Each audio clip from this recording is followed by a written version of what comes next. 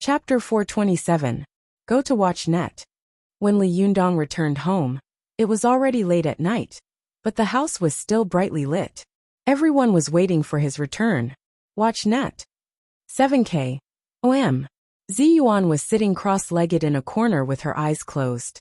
The three Sherbois of the Fox Zen school were sitting cross-legged on the carpet near the sofa, as if they were meditating and practicing qi. Zhou Qin paced back and forth at the balcony door, her head lowered as she pondered about something. Wan Hongling and the little foxes of the Fox Zen school were sitting on the carpet in the middle of the living room, watching the evening news on the TV station. Su Chan was sitting on the side closest to the balcony, hugging her knees and resting her chin on them. Although her face was facing the TV, her eyes glanced out of the balcony from time to time. After living in the secular world for a while, the little foxes gradually became accustomed to television and had a general understanding of the contents of the television. As they watched the news, they whispered to each other, "Hey, do you think we're in the news?" "I don't know, but there should be. I think I saw a guy shooting for a while." "Didn't fourth junior sister say that she saw the news in Tiannan City when she came back tonight? Can you watch the replay now?" "Idiot, the evening news is not a repeat. You don't even know that." "Yes, you're smart. You watched the news broadcast as if it was a TV drama." While they were arguing in a low voice, a little fox suddenly pointed at the TV in surprise and shouted, "Look, it's our Desanxian." As soon as she said this, the little foxes immediately gathered in front of the TV. Zhou Qin also stopped and looked at the TV. Even the three Sherbois of the Fox Zen school opened their eyes, leaned over, and watched curiously. Only Ziyuan opened her eyes slightly, smiled, and then closed them again. Su Chan pointed at the TV and shouted in surprise, "It's me! Look, it's me!" The little foxes also pointed at themselves on the TV excitedly. "Me too."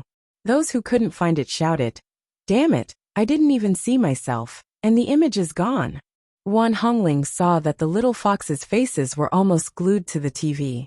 Their heads were shaking, so she couldn't find them for a long time. She couldn't help but say sourly, "You're really ignorant. What's so strange about being on TV?" As soon as she finished speaking, Su Chan turned around and said with a smile, "Hongling, I see you." When Wan Hongling heard this, she immediately leaned over and widened her eyes. Where? Su Chan had a mischievous smile on her face. She stuck out her tongue and giggled. "The scene is over." Wan Hongling immediately said angrily, "Are you playing with me?" Su Chan shook her head and said, "Well, it's nothing. Hongling, you're right. What's so strange about being on TV? It doesn't matter if you don't see it, right?" Wan Hongling was furious. She stared at Su Chan with her eyes wide open and thought to herself, "Well, she wants to fight with me. This little fox spirit. It's fine if she can't get along with me on normal days, but how dare she challenge me at this time?" The two of them were staring at each other like fighting cocks. Zhou Qin suddenly pushed open the door on the balcony and said with a smile, "Master, you're back?" Su Chan turned her head abruptly and said in surprise, "Yundong is back?" At this time, everyone in the living room stood up and looked at the balcony in unison. They saw Li Yundong walking in from the balcony with a sullen face. Everyone saw Li Yundong's serious expression. As soon as he entered the living room, the temperature seemed to drop a few degrees. They all looked at each other for a moment, not knowing what had happened and feeling uneasy.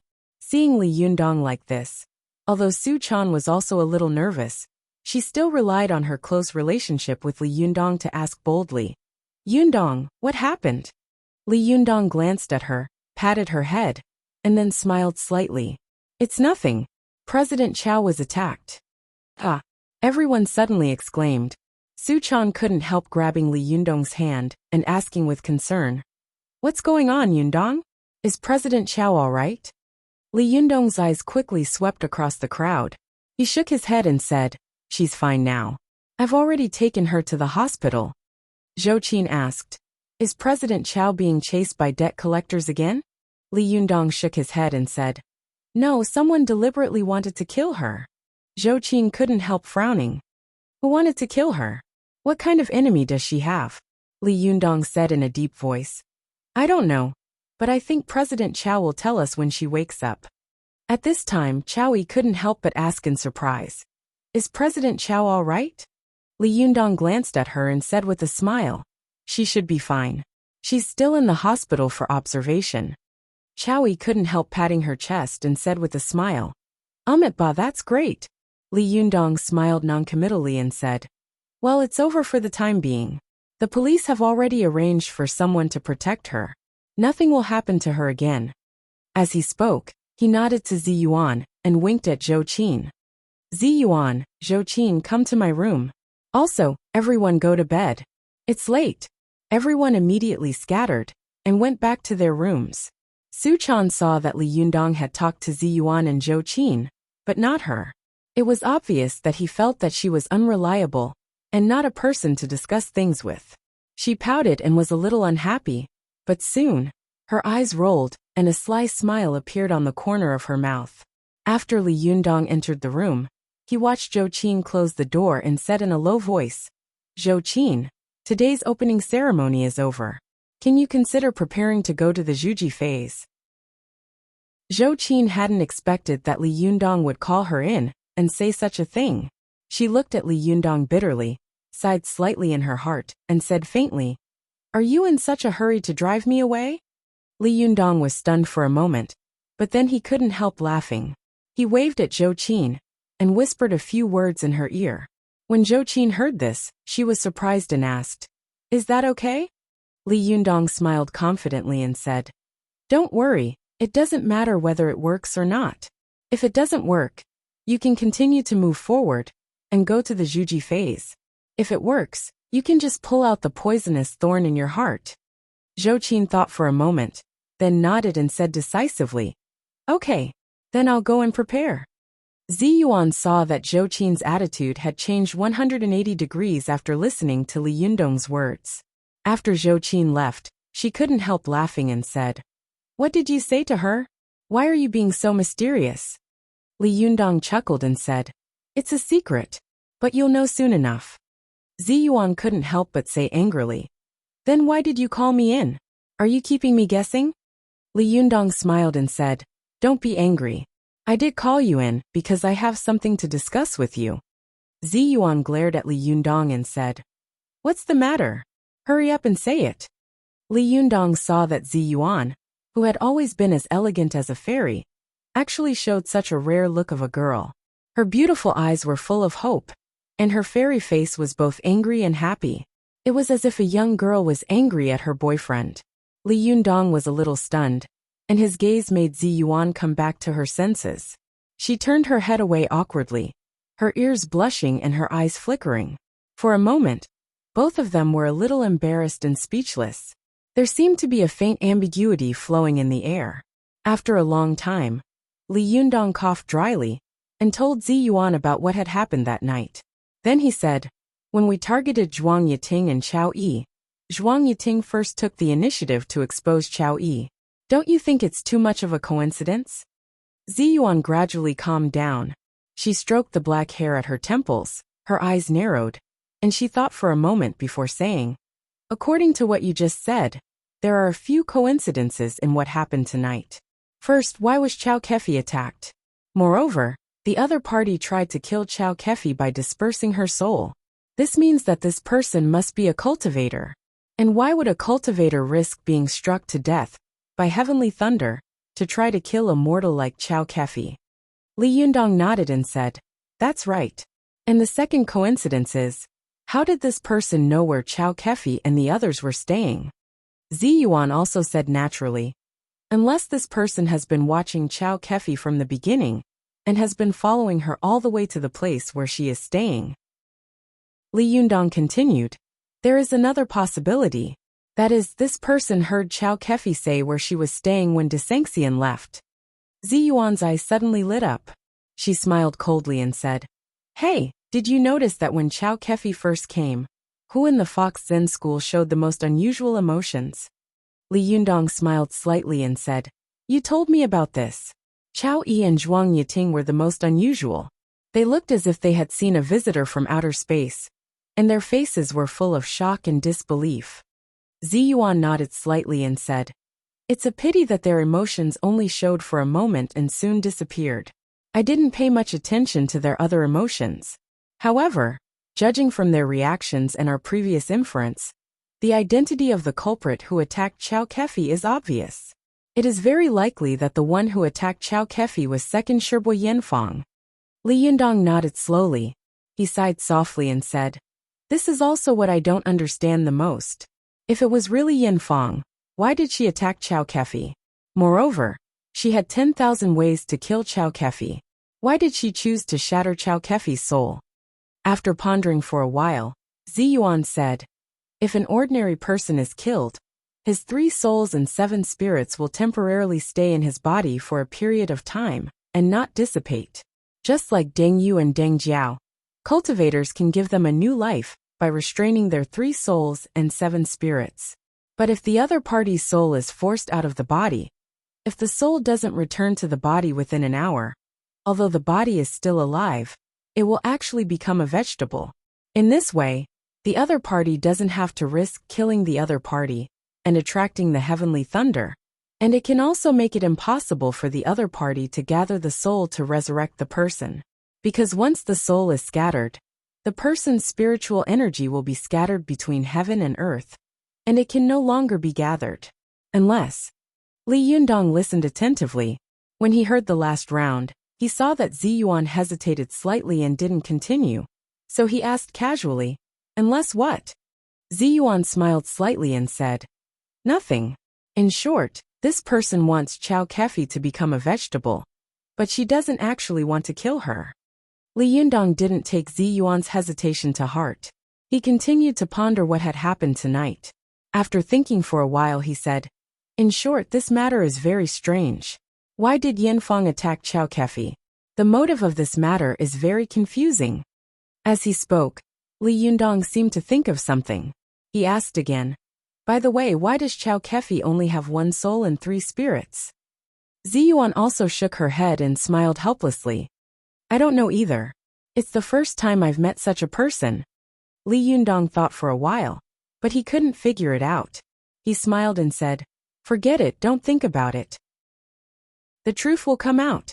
Moreover, I feel that in the next 2 days, Yanfang will not be able to bear it. Tomorrow she will." Before he could finish his words, he suddenly heard a knock on the door. Li Yundong said in a deep voice, "Come in." With a creak, the little girl's eyes rolled around, and she poked her head in. She asked tentatively, "Yundong, can I come in?" Li Yundong scolded with a smile, "You've already come in half. Can I stuff you back in? Come in. What's the matter?" Su Chan jumped in with a smile, threw herself into Li Yundong's arms and said coquettishly, "I have something to talk to you about." Seeing this, Ziyuan smiled slightly and said, "I'll go back first. Let's talk about it tomorrow." Li Yundong nodded at her with a smile and said, "Okay, let's see Zhou Qin off tomorrow." After Su Chan watched Ziyuan leave, she blinked and asked curiously, "Is Sister Zhou Qin going to the Zhuji phase tomorrow?" Li Yundong nodded and said, "Yes, her cultivation has improved by leaps and bounds. It can be said that she has made rapid progress. Tomorrow, she should also set foot on the road to the Zhuji phase. By the way, why are you looking for me?" Su Chan giggled and said mysteriously, "Yundong, there are 2 things I don't know if I should say to you or not." Li Yundong smiled and said, "Is there anything you can't say to me? Say it, silly girl." Su Chan nodded. She stood on tiptoe and whispered a few words into Li Yundong's ear. At first, Li Yundong smiled and said, "It's just the 2 of us. Why are you being so mysterious?" But soon, the smile on Li Yundong's face disappeared. He asked with a cold expression, "Is what you said true?" Vote for recommendation. Previous page, return to table of contents, next page, error report. If you like, please click here to add Keeping a Fox at Home to your bookshelf, so that you can read the latest chapters and updates of Keeping a Fox at Home in the future. If you have any suggestions or comments on Keeping a Fox at Home, please click here to express your personal views. Chapter 428. Go to watch net. In the face of Li Yundong's rhetorical question, Su Chan nodded vigorously and said, "It's absolutely true. I've confirmed it twice. And last time, I heard someone quarreling with Chao Yisherbo in her room. Li Yundong frowned and pondered for a while, then asked in a deep voice, "Who else knows about this?" Su Chan blinked her eyes and said, "Just me. Go to watch net." 7K. OM. A smile appeared on Li Yundong's face. He stroked the girl's hair with relief and said softly, "My girl knows how to share my worries and difficulties." Su Chan smiled sweetly. The girl held Li Yundong's arm and said in a sweet voice, "I always make trouble for you. I feel sad, so I have to help you in other ways." Li Yundong chuckled and said, "Well done, but don't let others know." Su Chan nodded obediently. She asked suspiciously, "Yundong, what are you going to do?" Li Yundong smiled and said, "I have my own way. You can go back first. Don't let others find out that something is wrong." Su Chan giggled and said, "I know. Although your girl always causes you trouble sometimes, she is not a fool." Li Yundong laughed and said, "Well, my girl is the smartest." Hearing Li Yundong's praise, Su Chan was so happy that she beamed with joy. She walked to the door, turned around, and waved her hand. She whispered in a sweet voice, "Then I'm leaving." Li Yundong smiled and waved at the girl. After the door was closed, the smile on his face faded little by little, and he looked thoughtful. Under the moonlight, Li Yundong's figure was like a boulder, motionless, deep and cold. At dawn the next day, when the people of the Fox Zen school got up, they were surprised to find that Li Yundong was already standing in the living room early in the morning. Li Yundong stood facing the east-facing balcony with his hands behind his back. His feet were in an irregular position, and the balcony curtains and floor-to-ceiling windows were open. The morning breeze outside blew the corners of his clothes, and the golden morning light was sprinkled on his body like a gauze, making him look like a shining golden pagoda, full of mystery and majesty. The little foxes of the Fox Zen school looked at Li Yundong's back and held their breath for a moment. One by one, they looked at their leader with admiration, as if as long as they stood behind him, they would have nothing to worry about, and everything would be peaceful and happy. Zhou Qin and Li Yundong had agreed to embark on the Zhuji phase that day, so they came to the living room early in the morning. Seeing the little foxes in the living room in a daze, she followed their gazes out of curiosity. Zhou Qin was stunned by what she saw. She looked at Li Yundong with infatuation, and her breathing seemed to have stopped. At this time, Li Yundong had slowly lost the sharpness he had when he had just started cultivating. Instead, he was calm and shrewd. In Zhou Qin's opinion, Li Yundong used to be like a dazzling golden sun, which people couldn't look at directly. But now Li Yundong was like a towering mountain that people looked up to. "He's growing up so fast." Zhou Qin sighed slightly in her heart, and there was even a trace of sweetness and joy in her heart. She was not like Su Chan, who had accompanied Li Yundong when he was at his lowest, but she had finally witnessed the boy's slow transformation from immaturity to maturity. In her opinion, nothing could make her happier than watching Li Yundong grow up and mature. This kind of joy even surpassed the joy of her own cultivation. Gradually, more and more people came to the living room. They were all shocked by the different temperament Li Yundong had shown today, and none of them dared to breathe. When everyone had arrived, Li Yundong turned around, nodded slightly, and said in a deep voice, "You must be wondering why I'm posing here so early in the morning." When the little foxes heard Li Yundong's words, they couldn't help but laugh softly. Su Chan and Ziyuan knew what Li Yundong wanted to say, so they didn't laugh. They just held their breath and waited for Li Yundong to continue. Li Yundong nodded to the crowd and motioned for them to sit down and make themselves at home. He stood in the field and said in a deep voice, "This time, our Fox Zen school has experienced a major event, which is that we have finally opened up our own source of wealth. Desangxian has successfully opened its business, and I believe that after the opening ceremony on the first day, no other sects will dare to strangle our Desangxian. That is to say, from now on our Fox Zen school will no longer have to rely on others for food and clothing and be afraid." The little foxes were used to Li Yundong's humor and easygoing manner. Suddenly, when they saw Li Yundong speaking with a serious face, they were all a little uncomfortable for a moment. They looked at each other and didn't know whether they should applaud at this time or not. Li Yundong ignored them and continued. "In addition, In addition to the opening ceremony, there is another event worth celebrating. Li Yundong nodded to Zhou Qin and motioned for her to come to him. He said, Zhou Qin is about to reach the Zhuji phase. Today, I will solemnly teach her a few powerful magical weapons. I hope everyone can bear witness. As the leader of the sect, Li Yundong had absolute control over the powerful magical weapons in the sect, so there was no objection from the Fox Zen school. The little foxes looked at Zhou Qin eagerly, their eyes full of envy. They all thought to themselves, this guy is really lucky. She has Renyuan Jindan, and a powerful magical weapon given by the leader. I'm so envious. Li Yundong saw that they were all looking at him eagerly, as if he knew what they were thinking. He smiled slightly and said, don't be envious. I promise you that in the future, if there are elixirs and elixirs, you will definitely get them. Moreover, if there are powerful magical weapons, you will definitely get them. When the little foxes heard this, they immediately beamed with joy and shouted, Long live the emperor! Li Yundong nodded and raised his hand. The little foxes immediately fell silent and stopped making trouble. Zi Yuan, who was standing to one side, saw this and felt a little emotional in her heart. Since Li Yundong took over as the leader of the Fox Zen school, although he has been very loved, the little foxes have always been close to him and lack authority. Therefore, the three Sherbois have always been needed to discipline these little foxes. But now Li Yundong's bearing was enough to subdue these lawless little foxes. At this time, Li Yundong said to Zhou Qin seriously, Zhou Qin, kneel down. Now, as your master, I will teach you powerful magical weapons. I hope that you can make good use of them after you reach the Zhuji phase. Zhou Qin's face was also full of solemnity. She knelt down respectfully, raised her hands high, and lowered her head slightly. She looked at Li Yundong's shoes and said, Master, please give me the treasure.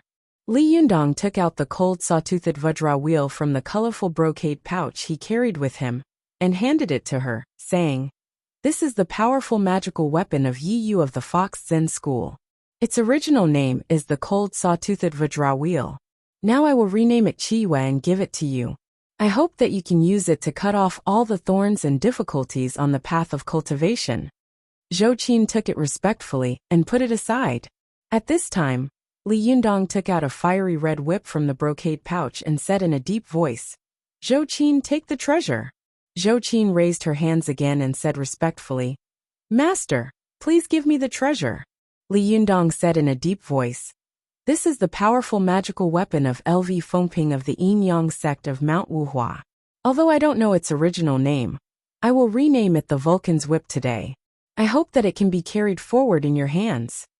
Zhou Qin took it respectfully and placed the Vulcan's whip beside her. At this time, Ruan Hongling, who had been watching the scene, suddenly whispered to Zi Yuan, Sister Zi Yuan, today is the first time I found that Li Yundong is really serious. Zi Yuan's eyes were fixed on Li Yundong. Without turning her head, she replied with a smile, Was he not serious when he was on Mount Tianlong? Ruan Hongling snorted. This guy is always smiling all day long. He's not serious at all. I only remember that he teased me. Who would remember something that happened so long ago? Zi Yuan watched as Li Yundong solemnly handed over the powerful magical weapons to Zhou Qin. Her eyes suddenly became a little blurred, as if she wanted to see through the scene in front of her and see a distant picture in the depths of her memory. She murmured dreamily, I remember. Li Yundong's voice suddenly became incomparably spacious and leisurely in Zi Yuan's ears, as if it had come from a distant place. This dignified and solemn voice reminded her of her master. It was as if that gentle figure was swaying in front of her eyes, and that gentle voice was flowing in her ears. Just as Zi Yuan was in a daze, Ruan Hongling, who was beside her, suddenly stretched out her hand and shook it hard in front of her eyes. She whispered, Hey, Sister Zi Yuan, what's wrong with you? Zi Yuan seemed to wake up from a dream. She suddenly came back to her senses. In her eyes, the vague figure in the depths of her memory disappeared, replaced by Li Yundong's figure. There was a strong sense of confusion in Zi Yuan's eyes. She couldn't help comparing her master with the boy in front of her. In her impression, her master was like the clouds and the wind, casual and natural. She had never seen him lose his temper. He was always so calm and natural, and his eyes seemed to see through the world and everything. As for this boy, sometimes he was like fire, and sometimes he was like a mountain. He was dignified and unpredictable. Ziyuan thought in her heart, and she couldn't help whispering, "They are obviously two completely different people. Why do I always feel that they are so similar?" Wan Hongling, who was standing to one side, sighed in her heart. She knew that it was precisely because her Shiji admired her master so much that she had a deep imprint on her. No matter what, she was imitating her master and chasing after his figure and footprints. Sister Ziyuan used to have an inexplicable love for master.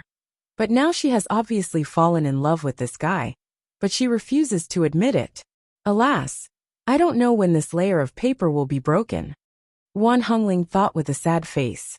Wan Hongling knew that once Ziyuan indulged in chasing after her master's footprints again, she would return to the appearance of an otherworldly fairy. It was fine if it was just this appearance, but what if her sister Ziyuan was like her master and flew away without caring about anything? What would she do? Wouldn't that mean that he was going to be all alone? Wan Hongling didn't want Ziyuan to become like this, but she didn't have any good ideas, so she said casually, "Sister Ziyuan, why does Li Yundong have to be the leader of the Fox Zen school? If he sets up his own sect, he might be able to become a great master of his generation." At this time, Ziyuan became slightly sober.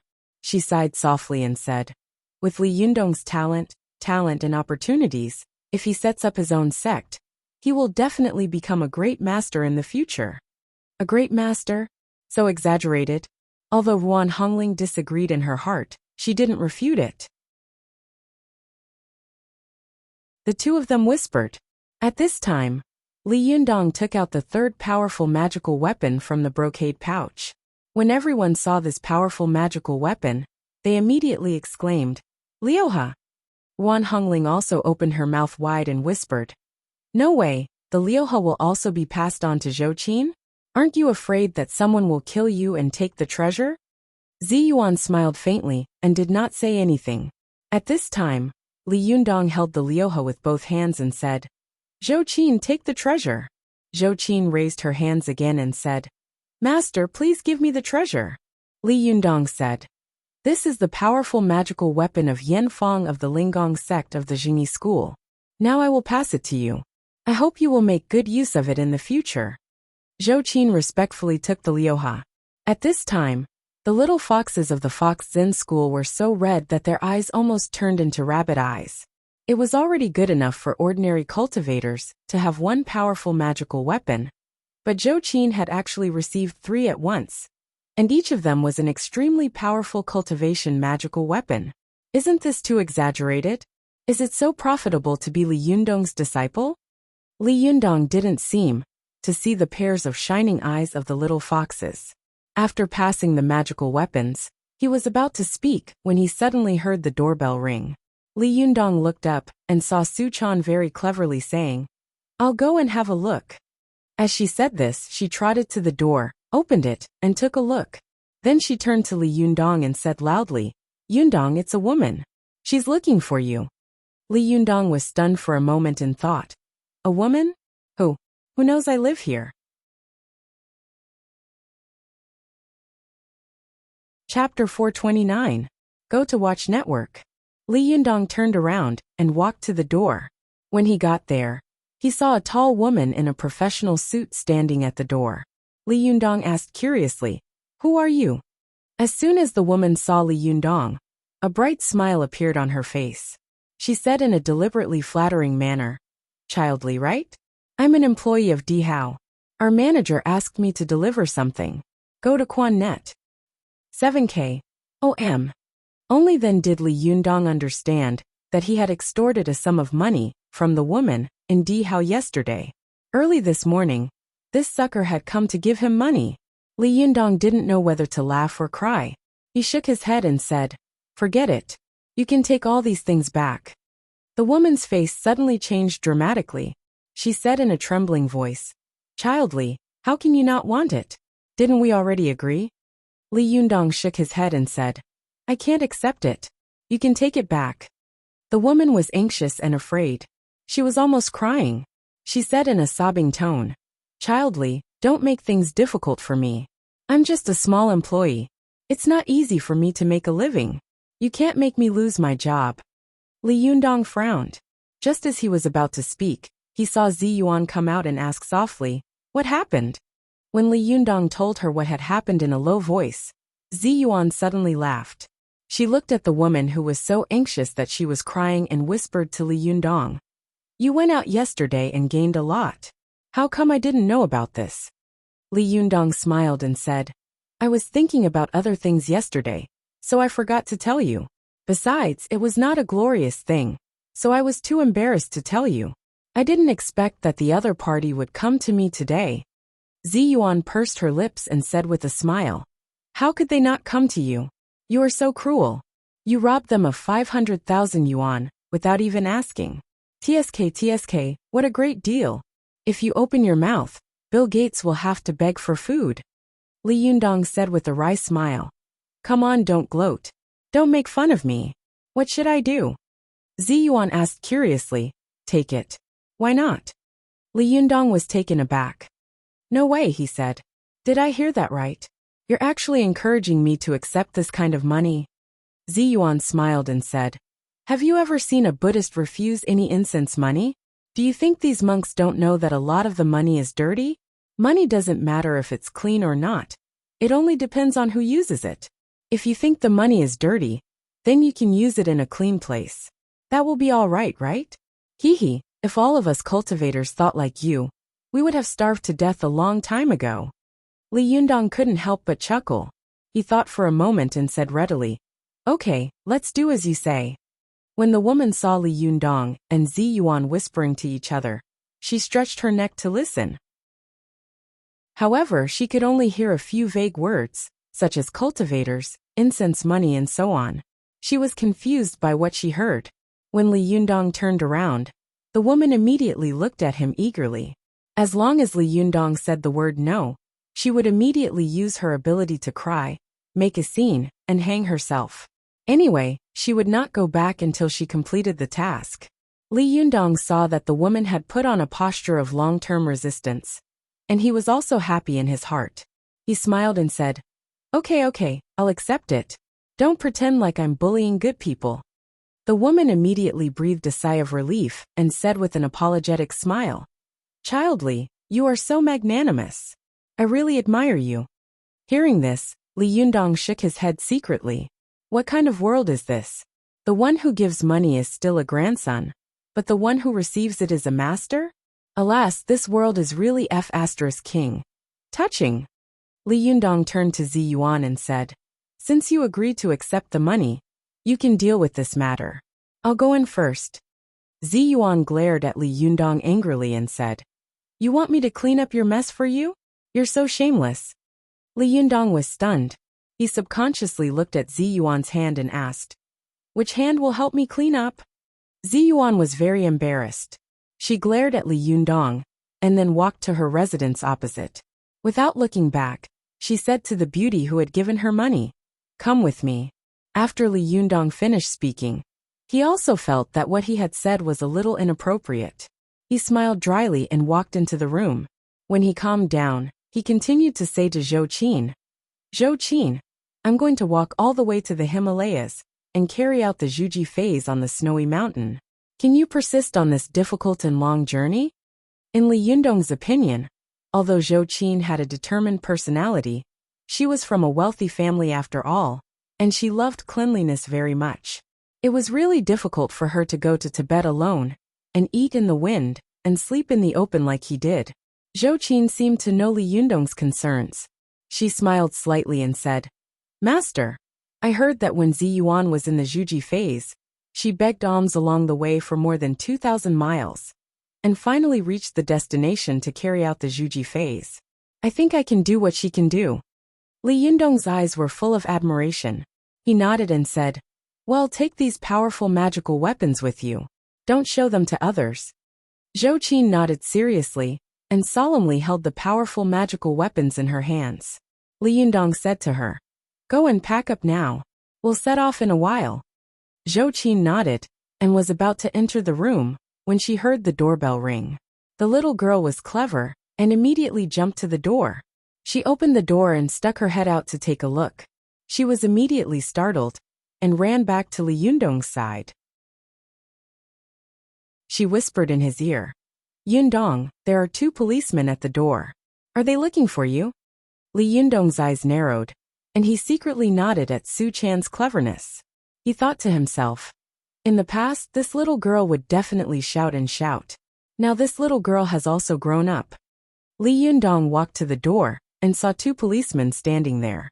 They were the 2 policemen he had met last night. As soon as he went out, the 2 policemen immediately saluted him.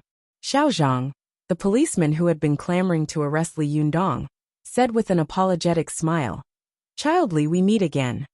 Li Yundong looked him up and down and asked curiously, "Why are you here?" The smile on Xiao Zhang's face suddenly froze, and he didn't know what to say. He wanted to say something soft, but when the words were on the tip of his tongue, he really didn't know how to say them. Xiao Lu, the policeman next to him, was more clever. He quickly handed over a sealed bag in his hand and said with a smile, "Child Li, this is what Director Gong asked us to send." Li Yundong took the sealed bag calmly and said casually, "Did Director Gong ask you to come?" Xiao Zhang suddenly cursed in his heart. "Nonsense, if it weren't for the director asking me to come, I wouldn't have to look at you like this. You just have a great father. What are you so proud of?" Xiao Zhang's face was ugly, but the smile on Xiao Lu's face became more and more brilliant. He said with a smile, "Child Li's guess is really accurate. It was really Director Gong who asked us to come. He said that we offended Child Li last night, and today we have to apologize to you." Li Yundong smiled slightly, glanced at them and said, "In the future, law enforcement should be more humane. The power given to you by the people is not for you to show off." Xiao Lu quickly nodded and said with a smile, "Child Li is right. You are right to teach us a lesson." Seeing that his companion's face had darkened, he quickly nudged him with his elbow. Xiao Zhang forced out a smile and said dryly, Yes, young Master Li said it well." Li Yundong saw that his smile was uglier than crying, and Xiao Lu beside him was even more embarrassed. He couldn't help but sigh in his heart. He didn't want to embarrass the 2 of them anymore, so he waved his hand and said, "Forget it, you can go. I still have something to do, so I won't greet you anymore." Xiao Lu quickly smiled and said, "Child Li, you are busy. I won't disturb you." After that, he dragged his companion next to him to salute, and then watched Li Yundong turn around and enter the room. Only then did they dare to turn around and leave. After leaving the community, Xiao Zhang spat and said angrily, "How old are you? You haven't even grown a few hairs on your head. Yet you are already teaching people like an old man. Who do you think you are?" However, Xiao Lu shook his head and said, "Although this man is young, his bearing is really not small. It's not like you didn't see his background last night. Even Director Gong was polite to him. If he wanted to kill us, wouldn't it be as easy as crushing an ant? But how did you see him talk? What is broad-mindedness? This is broad-mindedness." Xiao Zhang sneered and said, "Humph, if I had powerful parents, I would also have broad-mindedness." Hearing this, Xiao Lu couldn't help but sigh. "Alas, you hate your father for not being strong." The 2 of them talked all the way out of the community, but Li Yundong didn't know what they were talking about behind his back. He held the sealed bag in his hand and thought about what the 2 policemen had said and their attitudes just now. He suddenly felt a little emotional. At this moment, Li Yundong completely understood why all sects had worked hard to get close to the royal power since ancient times. Emperor Wu of the Northern Wei dynasty had put Ko Qianji in an important position, so the Northern Heavenly Master Taoism had risen. During the Song dynasty, Emperor Huizong of Song believed in Mount Longhu, so the Zhengyi school had unified the world. Genghis Khan and Kublai had admired Qiu Chuji, so the Chuanjin sect had become famous all over the world. When the sect and the secular power merged into one, the energy it produced would be huge and immeasurable. In the past, if he had encountered such a thing, he would definitely have suffered a great loss. But now, even the director of the Public Security Bureau was smiling at him, and the arrogant policeman had become subservient. Where did all this come from? Li Yundong knew very well that all this came from Zhou Qin's family power and background. But why did Zhou Qin favor him? It was cultivation. It was the transcendental power that cultivation brought to him that attracted her. It's good to cultivate in Six-Fan School. Li Yundong held the sealed bag in his hand and suddenly sighed softly in his heart. He shook his head and threw this little episode out of his mind. He opened the sealed bag and took out the document inside. After glancing at it, he immediately frowned slightly, and a sharp light shot out of his eyes, as if he was lost in thought. It wasn't until Li Yundong came back to his senses that he found Su Chan and the others looking at him. He didn't even dare to breathe. Seeing that Li Yundong wasn't thinking at this time, Su Chan boldly asked, "Yundong, what's wrong with you?" Li Yundong smiled and said, "Nothing." As he said this, he whispered to Su Chan, "Come to the room with me. Well, let's talk to the children. I'll go back to Suzhou on the 10th. I'll break out after I go back. It's really hard to write in Shenzhen. In addition, thank you to the children who voted for PK and VIP tickets. Tang Tang, I thank you very much. I wish you all good luck in the year of the rabbit, and all of you can cultivate to the Yangshan phase, haha."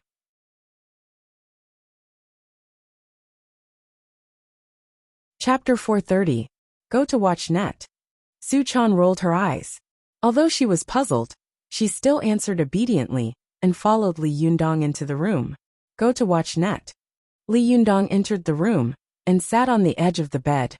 He gently patted his palm with the sealed bag in his right hand.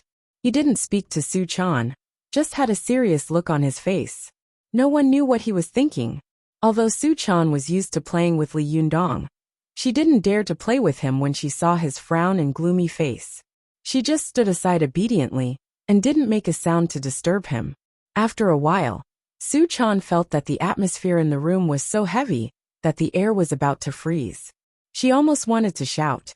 At this time Li Yundong said, "Chaner, let me ask you again. Are you sure about what you told me before?" Su Chan nodded vigorously. "Yes, of course." Li Yundong was silent. After a long time he let out a long sigh. Seeing his worried face, Su Chan asked cautiously, "Yundong, don't be like this. I'm very worried. I still like you when you laugh cheerfully." Li Yundong shook his head, and a bitter smile appeared at the corner of his mouth. "When I think that one of the 3 seniors of our Fox Zen school is a traitor, and that I have to find her and kill her with my own hands, I can't smile anymore." Su Chan was shocked in her heart, but she didn't show it. Instead, she took Li Yundong's arm and said softly, "Yundong, don't think too much. If you have any troubles and need my help, just tell me. I can also share your burden. I was very sad that you didn't tell me these things before." Li Yundong smiled slightly and said, "What are you sad about?" Su Chan pouted and said with a wronged expression, "Of course you told Zhou Qin and Zi Yuan, but you didn't tell me. It's unfair. I was smart enough to find some clues." "Humph. I know, you just think that I'm stupid, can't control my words, and often cause trouble for you. I'm just a hindrance. But I'm trying hard to change." Li Yundong saw that Su Chan's eyes were filled with tears as she spoke, and his heart was filled with tenderness. He took the little girl's hand, gently held her hand and said softly, "Silly girl, do you know what I like most about you?" The little girl wiped her tears and thought for a moment. She rolled her eyes and deliberately said foolishly, "Do you like me because I'm beautiful?" Li Yundong couldn't help laughing. "Idiot, look at all the women in this room. Which one of them isn't beautiful? Isn't Zhou Qin pretty? Isn't Zi Yuan beautiful? But why do I like you and not them?" Hearing this, Su Chan was secretly happy. She felt sweet in her heart, as if she had eaten honey. She smiled and said, "What do you like about girls? It can't be that you like me being mischievous, right?"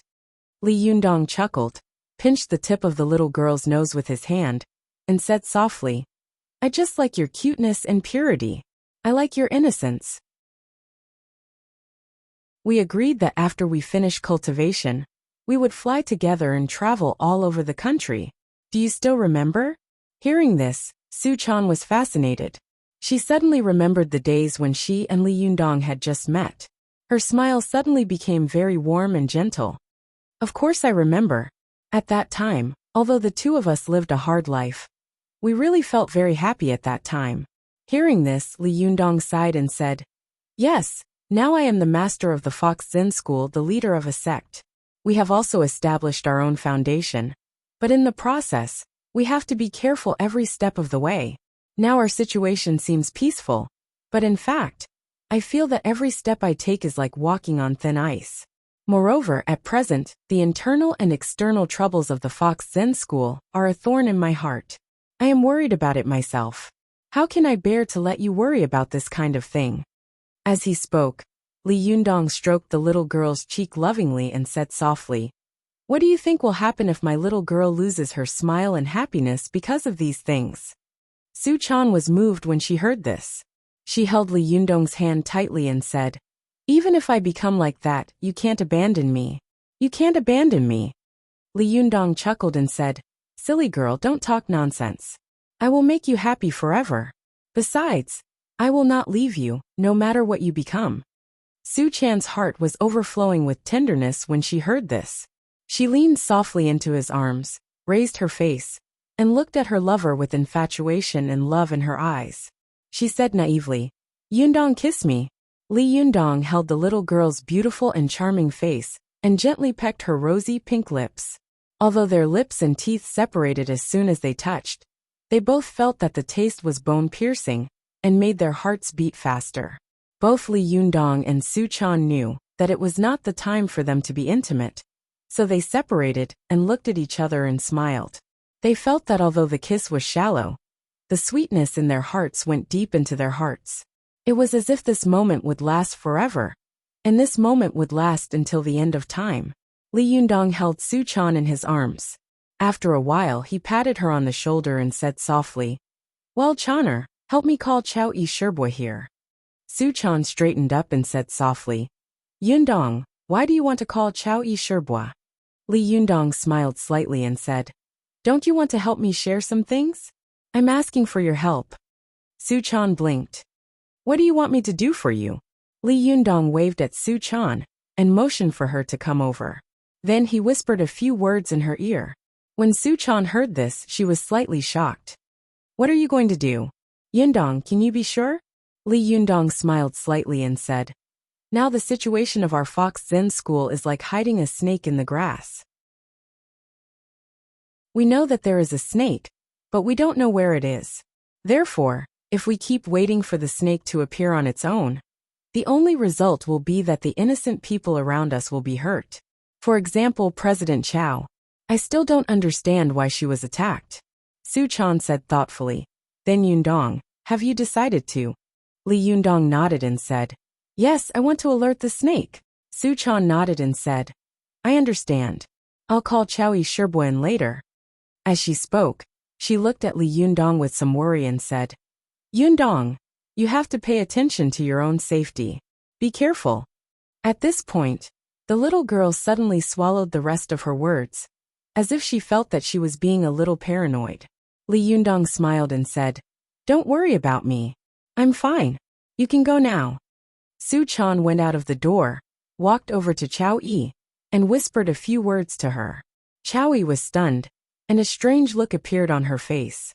However, she still smiled at Su Chan, then went upstairs and entered Li Yundong's room. The little foxes of the Fox Zen School did not notice this situation. In their opinion, it was normal for the leader to talk to their Shirbua. They were still talking and laughing. Su Chan saw that they were not paying attention, so she quietly flashed into Chao Yi's room.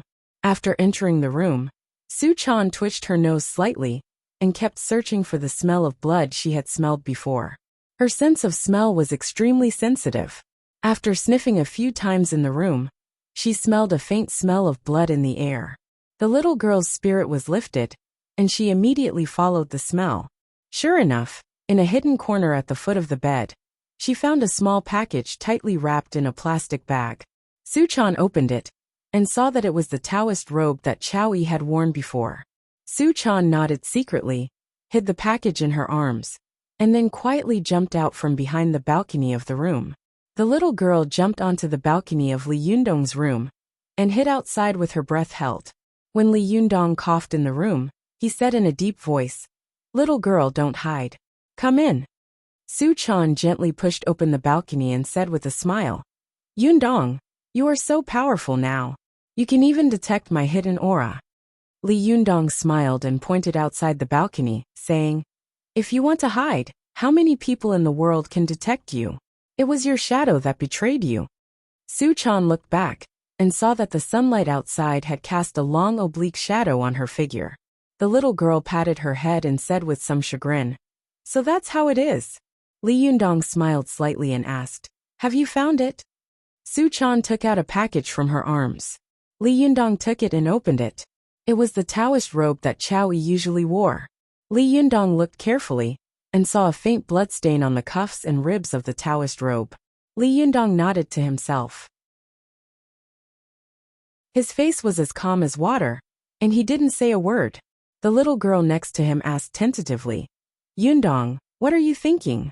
Is Chow Yi Shirbua really the traitor? Li Yundong was silent for a long time. He sighed softly and said noncommittally, I think I already know who the traitor is. Su Chan immediately asked curiously, Is it Chow Yi Shirbua? Li Yundong glanced at her, touched her soft black hair, and said softly, Don't ask about these things. You shouldn't get involved in these intrigues. You have done what you can. Leave the rest to me. I will drive the snake out of our Fox Zen school. Su Chan curled up her lips and said reluctantly, But I'm always worried. You should at least tell me some plans. It's not a big deal if I make a fool of myself, but if I ruin your plan, it will be a big deal. When Li Yundong heard this, he also felt that Su Chan's words made sense. Moreover, at this time, it was time to reveal the dagger, so there was no need to hide it anymore. He thought for a moment, then said to Su Chan with a smile, Do you know why Zhou Qin wants to go to the Zhuji phase at this time? Su Chan blinked her eyes in confusion. Isn't it because her cultivation has already reached the required level? Li Yundong shook his head. She can go tomorrow, the day after tomorrow, or the day after tomorrow. Why is she in such a hurry to go today? Su Chan was a very smart woman. After being pointed out by Li Yundong, she immediately thought of what had happened to Chow Kefi before. Her eyes lit up and she let out a soft cry. Li Yundong chuckled and said, Chaner, do you think Yen Fong will choose to continue to find a way to kill Chow Kefi, or take back the Liuha sword that Zhou Qin is carrying? Vote recommendation previous page, return to table of contents, next page error report if you like. Please click here to add Keeping a Fox at Home to your bookshelf, so that you can read the latest chapters and updates of Keeping a Fox at Home in the future. If you have any suggestions or comments on Keeping a Fox at Home, please click here to express your opinion.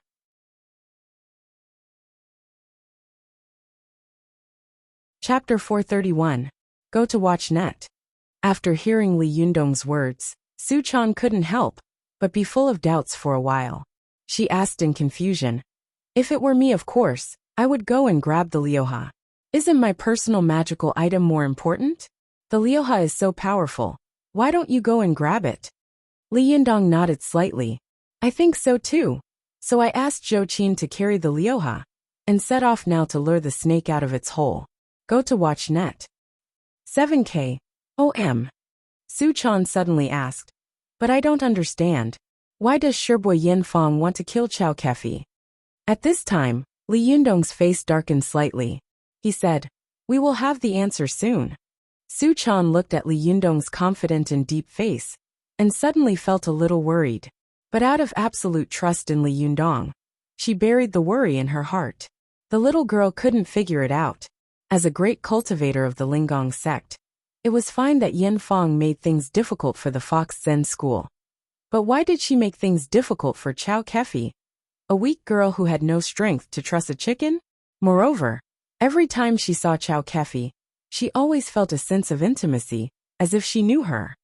It's strange. The little girl pouted slightly, tilted her head and murmured, It seems that I'm not the only one who has this feeling. Are all the Shirbas the same? Just as the little girl was puzzled, Zhou Qin had already packed up her luggage and embarked on the long and dangerous road of Zhuji phase. Zhou Qin walked to the door with her luggage on her back. She turned around and saw that the little foxes in the living room were all looking at her eagerly, their eyes full of envy. Li Yundong stood on the stairs of the second floor, standing like a pine tree and looking at her. In Zhou Qin's eyes, this young and handsome boy already had the bearing of a master. He stood on a high place and looked at her like a dignified elder, watching the younger generation go out on a long journey. Zhou Qin fixed her eyes on Li Yundong. She hesitated for a moment, then said softly, "Master, I'm leaving." Li Yundong looked at his classmate, this beautiful apprentice who had an ambiguous relationship with him, with a complicated look in his eyes. A month or two ago, he had embarked on the journey of Zhuji phase. He was well aware of the difficulties and dangers involved. But soon, his first apprentice would embark on the dangerous journey he had experienced and go to the Himalayas to Zhuji phase. Half a year ago, she was just a rich young lady with a silver spoon in her mouth. Would she be able to withstand the test of a journey of more than 2,000 kilometers? Zhou Qin seemed to understand Li Yundong's worried gaze. She was a little nervous, but she suddenly smiled and said, "Master, don't worry. I will definitely come back safely. What you can do, I can also do. I won't embarrass you." The worry in Li Yundong's heart was diluted by her words. He smiled slightly and nodded to her. "Then I won't see you off." Zhou Qin nodded, turned around and walked out of the door, leaving only the people of the Fox Zen school in the room sighing. Zhuji phase was the most important threshold for cultivators, and there were countless variables. Even those who had cultivated the destiny connection could not predict what would happen to a person on the road to Zhuji phase.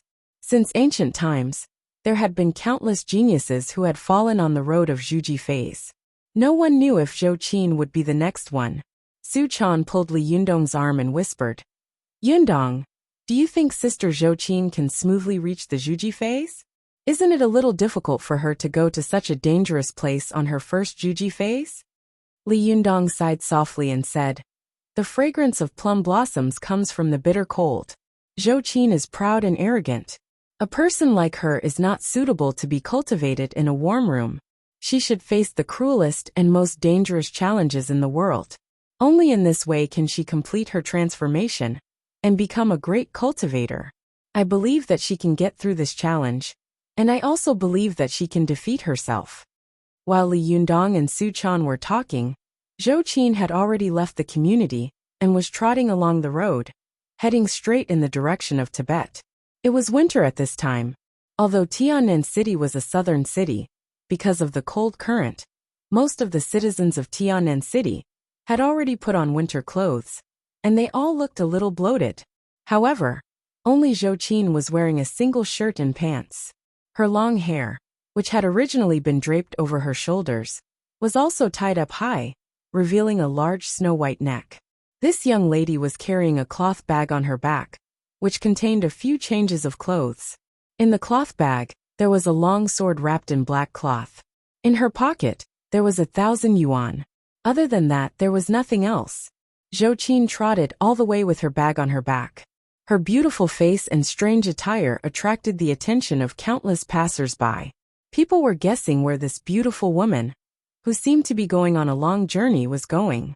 At first, there was a man who was shocked by Zhou Qin's appearance. Some men wanted to follow Zhou Qin and conspire against her. However, Zhou Qin was a virgin Xianing cauldron, a good cultivation cauldron that was 1 in a million. Moreover, she had the help of the Renyuan Jindan. Ever since the Renyuan Jindan had transformed her body, her physical strength was not inferior to Li Yundong's.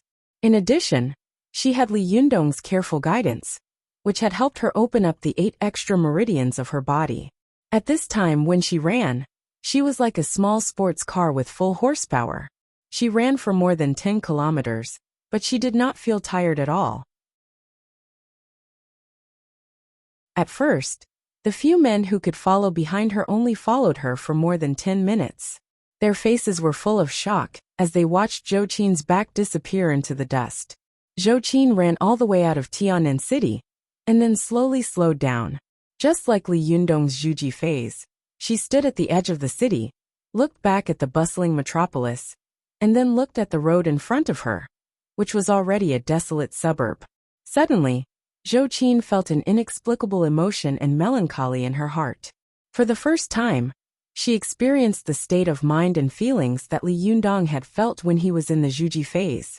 On an uncertain journey, in the vast world, she had no one to rely on. When she looked up, she saw the sky. When she bent down, there was only mud. How small a person was. And cultivators were embarking on such a dangerous path, trying to conquer heaven and earth, trying to surpass life and death. What kind of lofty sentiments and lofty aspirations did this require? What kind of courage and boldness did it require?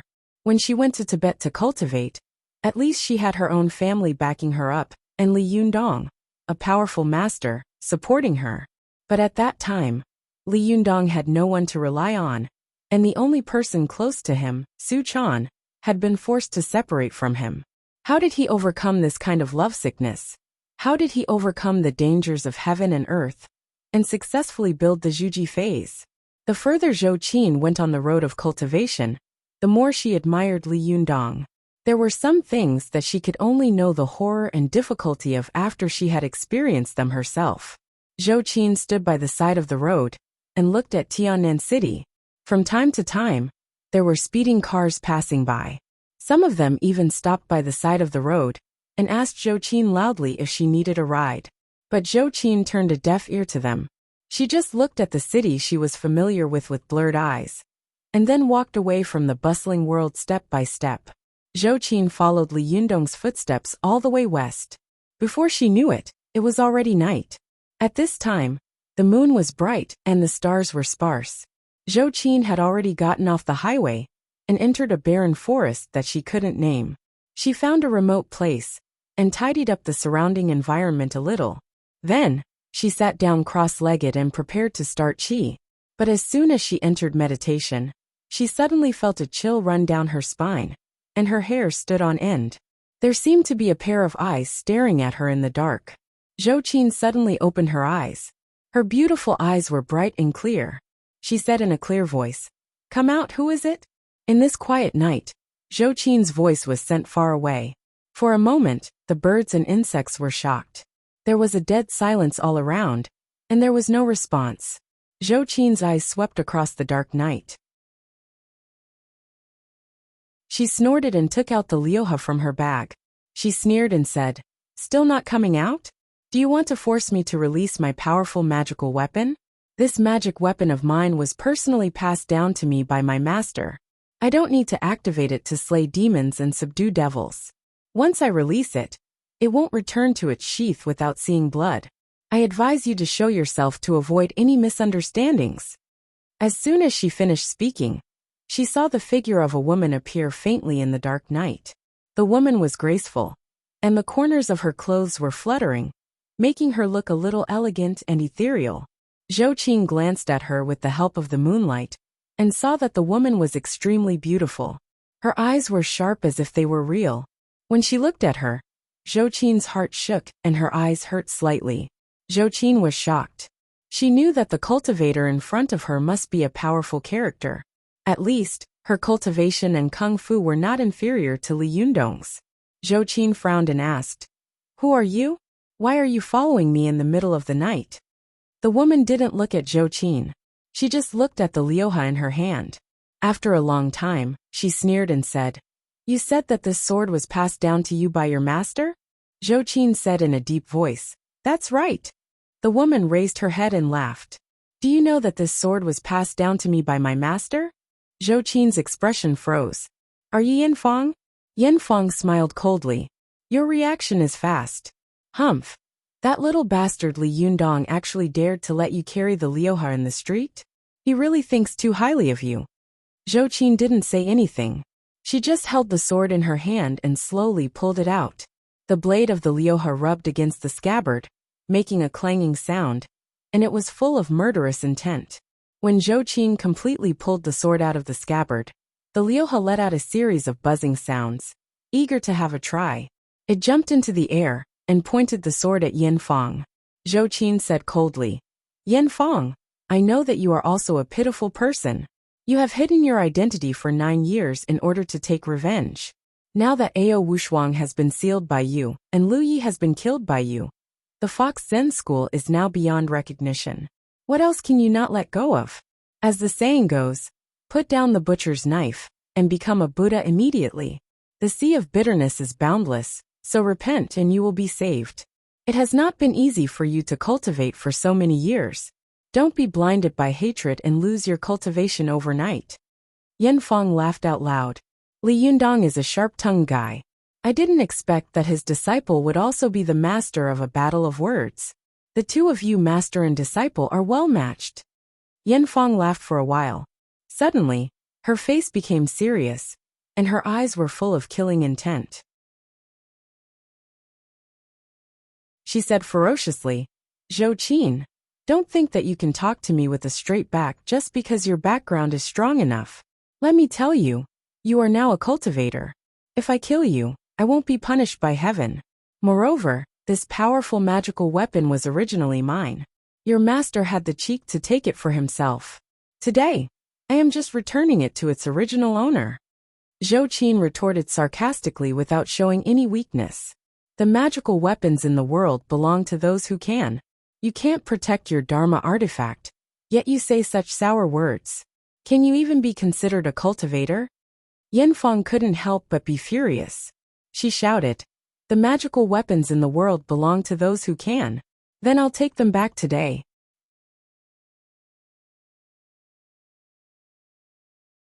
Chapter 432.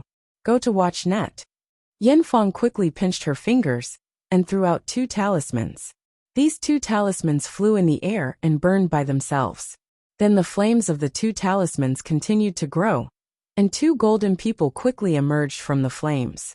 Go to watch net. Zhou Qin saw that these 2 people were covered in golden armor. One was holding a steel whip, and the other was holding an iron tower. They looked dignified and awe-inspiring, like gods who had descended to the world. This was the first time in her life that she had fought with others. Zhou Qin couldn't help but feel a little nervous. Yen Fong was such a character that she immediately noticed the fleeting uneasiness in Zhou Qin's heart. She laughed and said, Are you afraid now? Humph, do you think I can't do anything to you just because you have the liuha in your hand? Even a good powerful magical weapon depends on the person using it. If the liuha falls into your hands, you can only exert 30% of its power at best. You'd better surrender obediently, and I'll spare your life. I'm going to take this liuha. Zhou Qin pinched her arm hard with her fingers. She took a deep breath and gradually calmed her pounding heart. With a shake of her arm, she shook off the bundle behind her. She grabbed the chi wei in one hand and the Vulcan's whip in the other. Her sharp eyes pierced through the 2 golden armored warriors and stared at Yen Fong.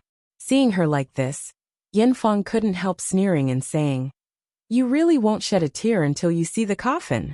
You haven't even reached the Zhuji phase, and you don't have any spiritual power at all. If you were to use this chainsaw vajra wheel, it would be a powerful magical weapon. But if you use it now, be careful not to hurt yourself. Zhou Qin didn't talk nonsense with her. She shouted loudly, holding the Vulcan's whip like a halberd. She pointed at Yen Fong and shouted, Liuha, eliminate evil. The sword was psychic, and it had been ordered by Li Yundong to protect Zhou Qin. Therefore, as soon as Zhou Qin gave the order, the liuha buzzed with a dragon roar and instantly split into 2 long swords. They turned into 2 beams of white light and rushed toward the 2 golden armored warriors like lightning. The 2 golden armored warriors also shouted at the same time. One waved the steel whip in his hand and fought with one of the liuha swords.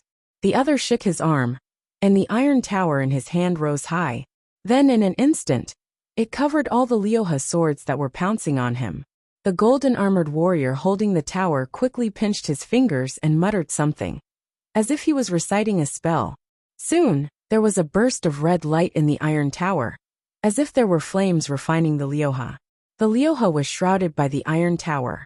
Like a dragon caught in a net, it struggled wildly and made a series of rumbling sounds.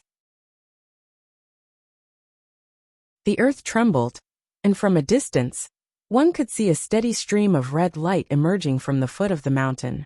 When Yen Fong saw that one of the 2 liuha was entangled and the other was trapped, she immediately laughed complacently and said, Zhou Qin, are you still not going to surrender? But as soon as she finished speaking, she heard a whooshing sound in front of her.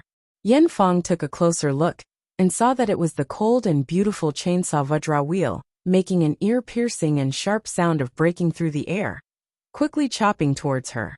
Zhou Qin followed closely behind. With a shake of her arm, the Vulcan's whip in her hand rushed straight toward her face. Yan Fang was furious.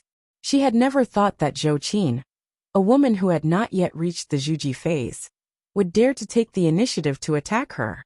He simply didn't know the immensity of heaven and earth. Without thinking, Yan Fang grabbed the spinning qi hua with one hand and accurately caught it in her hand. With 2 fingers of her other hand, she clamped the tip of the Vulcan's whip between her fingers. Yan Fang knew that Zhou Qin had not yet reached the Zhuji phase at this time. Although these 2 powerful magical weapons were powerful, they were no different from ordinary weapons at this time. That was why she dared to catch them with her bare hands. As soon as she caught them, she couldn't help feeling proud in her heart. She thought to herself, "Let's see what else you can do." As soon as this thought came to Yan Fang's mind, she saw Zhou Qin suddenly let go of the Vulcan's whip in her hand. With a stomp of her feet, she rushed to her like a cannonball and fiercely stabbed her eyes with 2 fingers. Yan Fang was shocked and angry. She hadn't expected that Zhou Qin would be so fierce that she would dare to fight hand-to-hand with her. What she didn't know was that Zhou Qin had seen Li Yundong fight hand-to-hand with others several times. That was why she was shocked by Li Yundong's amazing skills and developed a strong curiosity about him. That was why she slowly fell in love with this boy. As the saying goes, like teacher, like disciple. Li Yundong was a cultivator who was very good at hand-to-hand combat. He had defeated the strong several times and turned defeat into victory by relying on his indomitable hand-to-hand combat skills. As Li Yundong's eldest direct disciple, Zhou Qin naturally inherited Li Yundong's fierce style. Moreover, she was resolute and courageous. She didn't make a move, but when she did, she immediately used a cruel and fierce killing move. Li Yundong knew that Zhou Qin was going to go on a long journey. He was afraid that Zhou Qin would run into people with bad intentions along the way. So before leaving, he specially taught her some self-defense skills. The most vulnerable part of a person's body was not the genitals, nor the temples, but the eyes. Cultivators could cultivate their bodies to become extremely strong through cultivation. Although they didn't dare to say that they were invulnerable to bullets, water and fire, their ability to resist attacks could far exceed that of ordinary people. However, no matter how powerful a person was, it was impossible for him to cultivate all his magic to a pair of eyes. People who had undergone special training were able to withstand the blows of iron hammers and even the slashes of steel knives. However, their eyes were extremely fragile. If a child used a little strength to poke their eyes, they would still be blind. Zhou Qin's move was to attack the enemy's death gate. It could be said that it was vicious. Although Yan Fang was an experienced cultivator, she was also shocked by Zhou Qin's cruelty. She immediately let go of the hand, holding the tip of the Vulcan's whip, and put her palm upright in front of her face. Her palm happened to be stuck between Zhou Qin's fingers, blocking her fingers from stabbing her eyes. Yan Fang hated Zhou Qin for being so vicious. Her other hand, which was holding the chakram, immediately swiped at Zhou Qin's waist and abdomen. As long as the sharp edge of the chakram grazed the chakram, Zhou Qin would immediately be cut open. But when Zhou Qin saw that Yan Fang was going straight to her waist and abdomen, she gritted her teeth and didn't dodge. Then she punched Yan Fang's heart again. This punch condensed almost all of Zhou Qin's strength. With a whoosh, it made a faint sound of breaking through the air. In an instant, Yan Fang even had an illusion that the power of this punch was like a cannonball fired from a cannon. As long as her chest was hit, even though she had a young spirit body, she would be blown to pieces. At this time, Yan Fang couldn't help but be shocked. She knew that Zhou Qin was simply fighting with all her might, exchanging her life for her life. Although her young spirit would be destroyed, it could be reshaped by her soul consciousness. Although her cultivation would be greatly reduced, she would not die. However, Zhou Qin had not yet reached the Zhuji phase. If her physical body was destroyed, she would die. Killing 10,000 enemies at the expense of 3,000 oneself was not worth the loss. However, Zhou Qin was killing 3,000 enemies at the expense of 10,000 oneself. Yan Fang was shocked and thought to herself, "Is this guy crazy?" Yan Fang was shocked and hesitated a little. When the sawtooth vajra wheel in her hand touched Zhou Qin's waist and abdomen, it was a little slower. With this delay, Zhou Qin's fist had already hit Yan Fang's heart. Yan Fang's body shook violently, and she quickly took a step back, reducing the power of Zhou Qin's fist by more than half. However, the sawtooth vajra wheel in her hand also retreated. The sharp blade brushed past the white and smooth skin between her waist and abdomen, and the cold saber chi pierced Zhou Qin's skin and made her hair stand on end. Zhou Qin had just escaped from the gates of hell, but she did not feel afraid at all. Instead, she turned her body and caught the tip of the Vulcan's whip that Yan Fang had thrown down with one hand. With the other hand, she turned her palm, and her 5 fingers were like knives, fiercely stabbing Yan Fang's genitals. The genitals were the most important and weakest part of the human body. Cultivators wanted to refine essence into qi, and the source of all qi was from the Huyin acupoint. If Zhou Qin, who had been reconstructed by Jindan, were to use this mercilessly, it would be no different from being stabbed by a steel knife. From then on, the leakless body would become the 5 leakless body, and even if she didn't die, she would become a cripple. Yan Fang was furious. She immediately flew up and kicked Zhou Qin's back.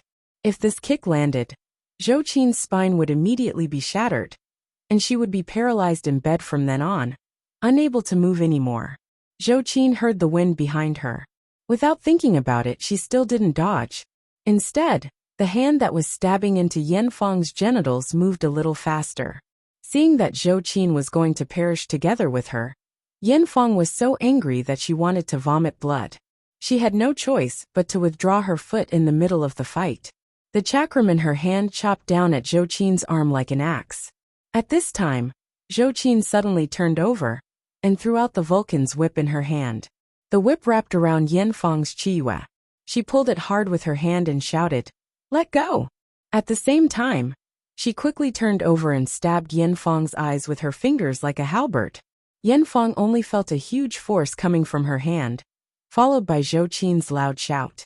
She immediately sneered and thought, "You want to compete with me in strength? You want me to let go?" But as soon as she exerted her strength to take back the sawtooth vajra wheel, she saw Zhou Qin turn around and stab her eyes with her fingers. Yan Fang was suddenly shocked and angry. She knew that she had fallen into the opponent's trick of diversion.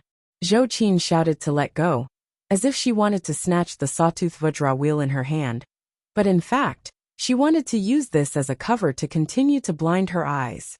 Yan Fang saw that Zhou Qin's every move was aimed at the vital parts of the human body. Every move was dangerous and vicious, extremely ferocious and ferocious. It didn't look like a move that a woman who had just started to cultivate could make. Yan Fang was shocked. She was shocked by Zhou Qin's fierce attack, and also shocked by Zhou Qin's desperate fighting style. She had dozens of magic arts that could easily kill Zhou Qin, but because of a moment of carelessness, she was actually at a disadvantage in close combat with Zhou Qin. Yan Fang couldn't help but feel hatred in her heart. She glanced at the Liuha with hatred and thought, "When I had the Liuha in my hand, I suppressed all the heroes on Mount Gazao alone. How powerful I was! Who would have thought that he would be beaten back by a little girl's chaotic punches?" But Yan Fang was, after all, an experienced cultivator. She made a prompt decision, and immediately threw down the sawtooth vajra wheel in her hand. With a stomp of her feet, her body floated more than 20 meters away in an instant. Although Zhou Qin was fierce, she had not reached the Zhuji phase after all, and her cultivation kung fu had not reached a higher level. Close combat was a dangerous fight. Whoever could fight harder would have a greater chance of winning. This was the saying, an inch shorter, an inch more dangerous. But Yan Fang decisively gave up the magical item in her hand. In an instant, her body floated more than 20 meters away, and the distance between her and Zhou Qin was widened. Zhou Qin wanted to chase after her again, but she didn't have such a good opportunity as before. This distance of 20 meters was like a chasm between Zhou Qin and Yan Fang. No matter how fast Zhou Qin rushed over, No matter what fierce and desperate moves she used, Yan Fong could calmly kill Zhou Qin with her own magic. This was also the saying, an inch longer, an inch stronger. After Yan Fong left the battlefield, she looked at Zhou Qin in surprise and doubt. Finally, there was no contempt on her face. She knew that Zhou Qin's cultivation talent was outstanding, but she hadn't expected that a rich young lady like Zhou Qin, who had been raised in luxury, would be so fierce and desperate when fighting with others. Even the bearded man was not as good as her. At this time, Yan Fong had vaguely regarded Zhou Qin as an extremely difficult enemy to deal with, and no longer regarded her as a rookie who had not yet reached the Zhuji phase. Yan Fong's face was serious, and her eyes were full of killing intent. She thought to herself, once such a person's cultivation is successful, she will definitely become Li Yundong's right-hand man. But also my own enemy. Zhou Qin can't be left alive. She must be killed. Groups 1 to 10 are full. Don't join them if you want to join the group. Please add 134426916.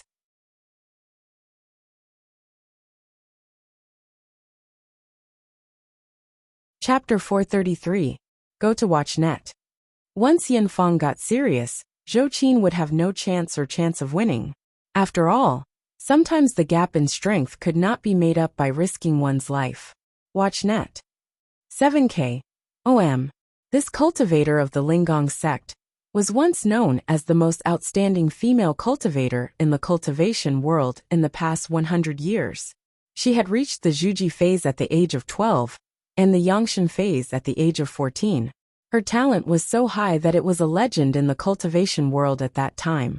She and Wang Yuanshan were once regarded by the cultivation world as the most enviable immortal couple. In the future, they would be husband and wife, a harmonious couple. Yan Fong of the Linggong sect was said to be unparalleled at that time. She was faintly regarded as the future #1 female cultivator in the world. But no one expected that Wang Yuanshan would eventually meet Ao Wushuang. From then on, the Linggong sect fell apart, and Wang Yuanshan disappeared. In order to take revenge, Yan Fong hid her identity for 9 years. The great reputation she had made in the past was gradually forgotten. At this moment, this former genius was seriously sizing up the young woman, who had only cultivated for a month. Her eyes were filled with shock and hostility. In Yan Fong's opinion, although Zi Yuan's talent was not inferior to hers, she was indifferent and aloof from worldly affairs. She only wanted to become an immortal. Although her future cultivation was limitless, she was her martial niece after all. It was impossible for her to deal with her ruthlessly.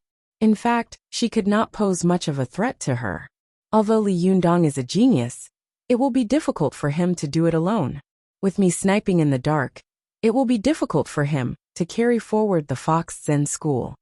However, Yan Fong did not expect that Zhou Qin would suddenly emerge as a new force. Her talent in cultivation and fighting methods was shocking. The scariest thing was that this girl was the daughter of a wealthy family, the descendant of an official.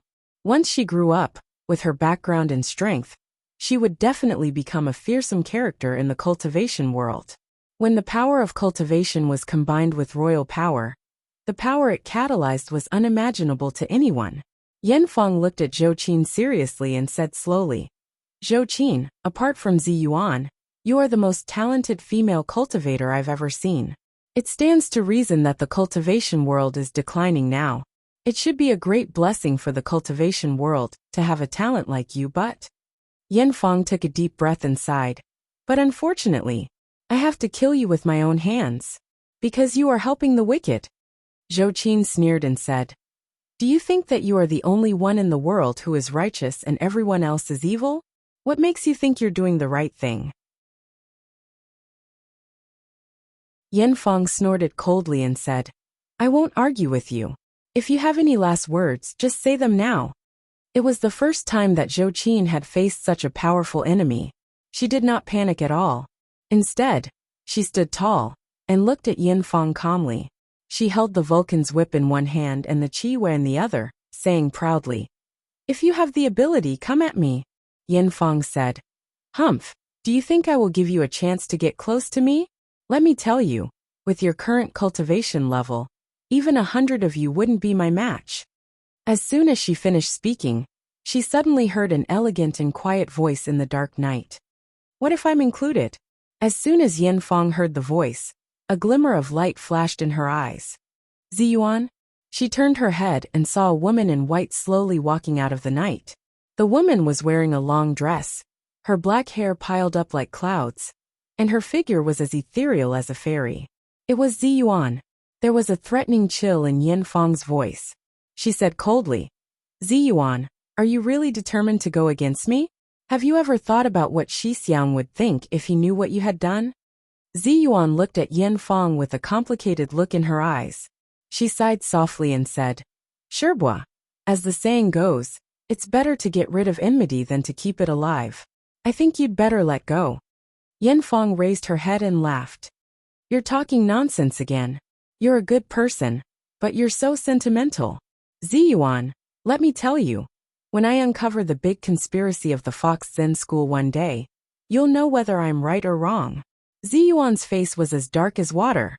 She said, Sherbois, whether it's a conspiracy or not is another matter for the time being. But what did Zhou Qin do to make you want to kill her so badly that you want to kill her? Yin Fang said sternly, this woman can't tell right from wrong. She doesn't know good from evil. She's helping the wicked. Everyone has the right to punish her. Ziyuan asked faintly, Sherbois, may I ask who this person is? Who is this Zhou who was helping the evildoer? Also, how did she abuse her? If you have any real evidence, please show it to me. I will not be partial to her. Yin Fang sneered and said, helping the wicked is a great evil. There's no need for real evidence. Ziyuan sighed softly and said, Sherbois, this is your fault. As cultivators, we naturally have to be reasonable in our actions and words. As the saying goes, if you are reasonable, you can walk all over the world. If you are unreasonable, you can't do anything. Sherbois, although you are my elder, please forgive me for being rude. You can't touch a single hair of Zhou Qin's. Yin Fang laughed angrily and said, Good, good, good. I've long wanted to see your kung fu. I don't know if your kung fu has improved. However, to be honest, I know your Shentong kung fu very well. But do you know what kind of Shentong kung fu I've been practicing in the past 9 years? Ziyuan said faintly. Just now, Sherbois, you used the Liujia God-inviting talisman to invite the gods to descend to the world. This kind of high-level talisman is clearly the kung fu of the Maoshan sect. I think your kung fu has already passed through the two great Taoist sects of Jingyi and Maoshan. Even if you don't have the Liuha in your hand, you can already be called a great cultivator. Yin Fang snorted and said, It's good that you know. Do you think that I can't do anything to you, because you have a helper? Ziyuan suddenly smiled and said, Sherbois, do you know why I'm here? Yin Fang frowned slightly. Her eyes narrowed and she said in a cold voice, Could it be that Li Yundong arranged this? Ziyuan looked at the Liuha, which was still fighting with the two heavenly soldiers. She smiled slightly and said, Sherbois, you've fallen into Li Yundong's trap of luring the snake out of its hole. The reason why he gave the Liuha to Zhou Qin is that he wants her to protect herself, and that he wants to lure you out. Yin Fang was not angry when she heard this. Instead, she laughed and said, What a good trick of luring the snake out of its hole. He actually used his own direct disciple as bait. This master is really competent. Seeing that Yin Fang was trying to sow discord, Zhou Qin snorted coldly and said, Master told me this at the beginning. Do you think I don't know how dangerous this matter is? Humph, with a thorn like you by his side, Master can't sleep or eat in peace. As long as I can get rid of you, not to mention putting myself in danger, even if I have to go through a mountain of knives and a sea of fire, I will still go through it. Yin Fang suddenly looked at Zhou Qin with some emotion.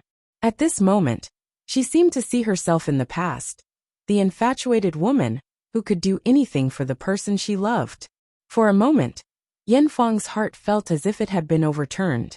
She felt a trace of emotion for Zhou Qin, but also a trace of resonance from recalling the past. She saw that Zhou Qin could even give up her life for Li Yundong. If she tried to sow discord, it would really be asking for humiliation. Understanding this, Yin Fang snorted coldly and stopped trying to sow discord. She sneered and said, Even if I fell into the trap of luring the snake, so what? What can you do to me? However, Ziyuan asked back. Shirbois, you said that in order to lure you out, we painstakingly set up such a trap. How can we not have a foolproof plan? It's true that I'm not as good as you in terms of fighting. Even with Zhou Qin, we may not be your match, but why do you think that Li Yundong won't show up for such a big thing? Yan Fang's face changed drastically. She said in surprise, is that little bastard Li Yundong here too? As soon as she finished speaking, she saw a figure walking out of the thick night behind Ziyuan, staring at Yan Fang fiercely. It was Li Yundong. When Yan Fang saw Li Yundong, she was slightly shocked. She gritted her teeth and said, sure enough, this little bastard is here too. Ziyuan had a wise look on her face. She smiled and said, Shirbois, do you still have a chance of winning now? Although Yan Fang was angry in her heart, she knew very well that if she fought against Li Yundong, she would still have a 50-50 chance of winning. But if Ziyuan was added to the mix, and there was also Zhou Qin, who was desperate and always wanted to exchange her life for her life, then she would have absolutely no chance of winning at all. Moreover, Yan Fang had been lurking around Li Yundong these days. She knew best about Li Yundong's cultivation strength at this time. Not to mention anything else, just at the opening ceremony of the Desanxian, Li Yundong's move of the divine dragon playing with water had forced the Lady of the Earthly Fire, Zhang Ling, to retreat. At that time, when she saw it upstairs, she was also shocked to the point that her scalp went numb. At that time, the ordinary people watching the fun in the tea house didn't know what it was, but she, Yan Fang, knew what it was. She knew how terrifying it was to be able to do this. In the face of such a powerful opponent, her momentum was really a little discouraged before the fight even started. As soon as Yan Fang's momentum weakened, Zhou Qin was keenly aware of it. She immediately shouted aggressively, Yan Fang, hand over the Emperor's clock and release Ao Wushuang. Otherwise, today will be the day you die. Yan Fang laughed angrily and said, how dare you, a rookie who has just entered the sect, yell at me? As she said this, she turned to Ziyuan and sneered. Ziyuan, do you think your plan of alerting the enemy and luring the snake out of its hole is very clever? Ziyuan said, it's not very clever, but it works. Yan Fang sneered and said, do you think I can't see through your little tricks? You gave the Liuha to a little girl who hasn't even reached the Zhuji phase, and you did it in front of me. Do you think I can't see what Li Yundong is up to? Ziyuan smiled slightly and said, even so, Shirbois, you still showed up, didn't you? The Liuha is too important to you. You knew it was a trap, but you still jumped into it. Yan Fang laughed and said, so what if I showed up? The world is so big. I can come and go as I please. Who can stop me? Moreover, if you can use this trick of alerting the snake out of its hole, can't I beat you at your own game, and use the trick of luring the tiger away from the mountain? Ziyuan's face changed. She said, Shirbois, what do you mean by that? Yan Fang smiled proudly and said, Ziyuan, you don't understand anything at all. Compared with the Liuha, Chao Kefi's life is more important to me. I don't want the Liuha, but she must die. Ziyuan couldn't help but say angrily, Shirbois, Chao Kefi is just a secular mortal. Why do you keep making things difficult for her? Yan Fang sneered, a secular mortal? Have you ever seen a secular mortal with only one soul and 3 spirits? As far as I know, the big conspiracy of the Fox Zen School is closely related to Chao Kefi. Humph. I came here today to steal the Liuha, not for anything else, but to get you away from Chao Kefi, so that I can make a move. Ziyuan said, Shirbois, even if you can get us out, when you fly back, we can also fly back with you. At most we will arrive together. How can you do it? Yan Fang laughed and said, Ziyuan, you saw me use the talisman magic of the Maoshan sect just now. You have read all the cultivation classics since you were 13 years old. Don't you know that there is a magic called shrinking earth into an inch in the talisman magic of the Maoshan sect? After that, Yan Fang suddenly took out a talisman from her sleeve. With a loud shout, she pinched her fingers together, and the talisman began to burn by itself in the blink of an eye, emitting a dazzling yellow light. This burst of yellow light was so dazzling that Zhou Qin couldn't help but cover her eyes with her hands and close them tightly. When she saw the yellow light disappear, she opened her eyes, only to see that there was no one in front of her. Even the 2 6-armor heavenly soldiers that Yan Fang had summoned before had disappeared. Zhou Qin was shocked. Oh no, Yan Fang ran away. Vote recommendation previous page, return to directory next page error report if you like.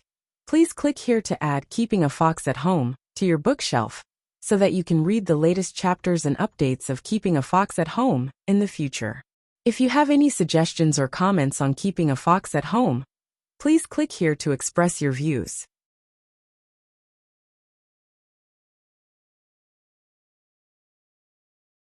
Chapter 434. Please remember the domain name of this site. Or search on Baidu.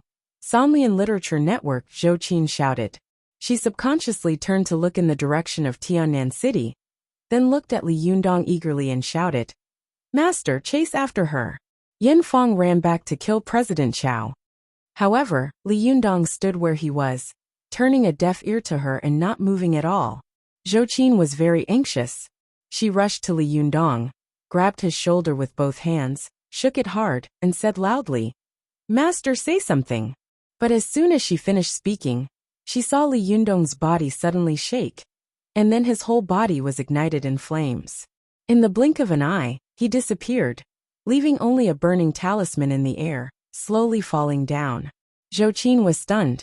She stared at the talisman that had fallen to the ground and burned to ashes. She stammered, What's going on?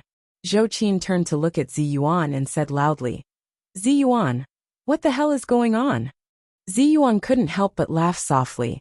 Zhou Qin, this Li Yundong is fake. Zhou Qin was tongue-tied. Fake? Is this magic?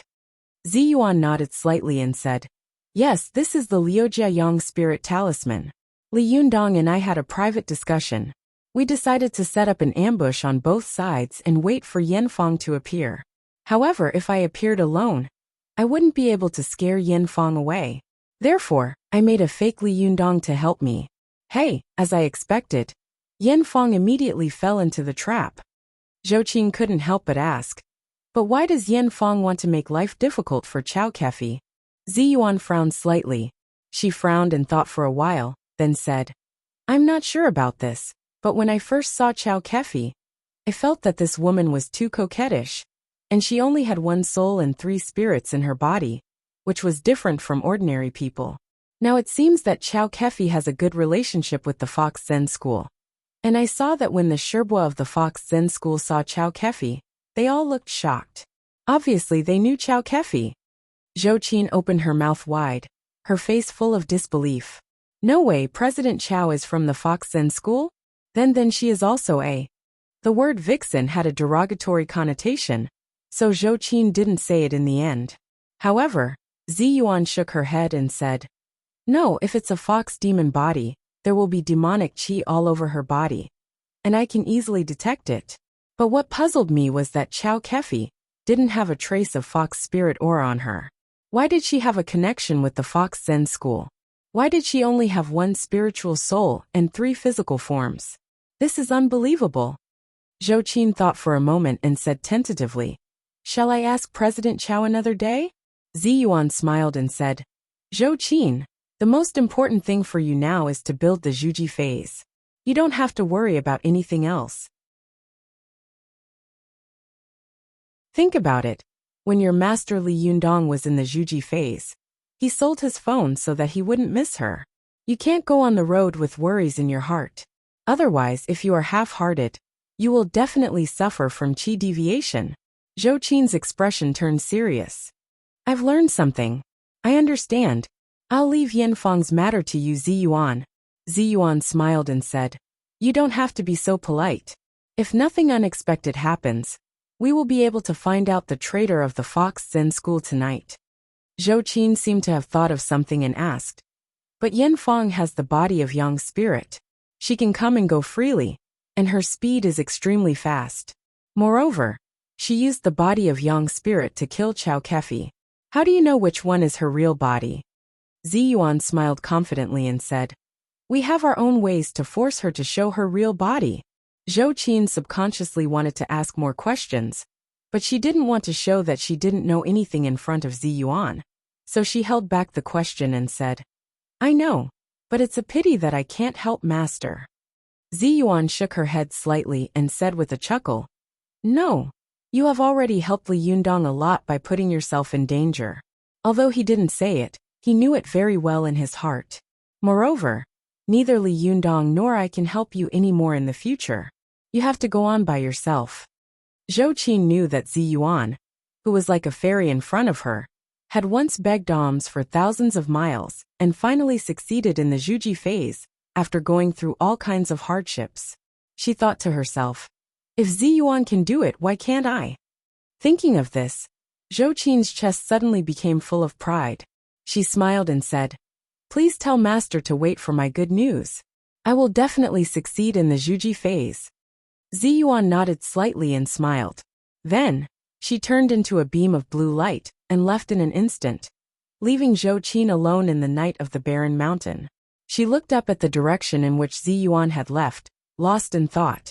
Just as Zhou Qin was embarking on her cultivation journey again, in the advanced nursing ward of the Second People's Hospital of Tianan City, Chao Kefi was texting Lu Feier on her mobile phone.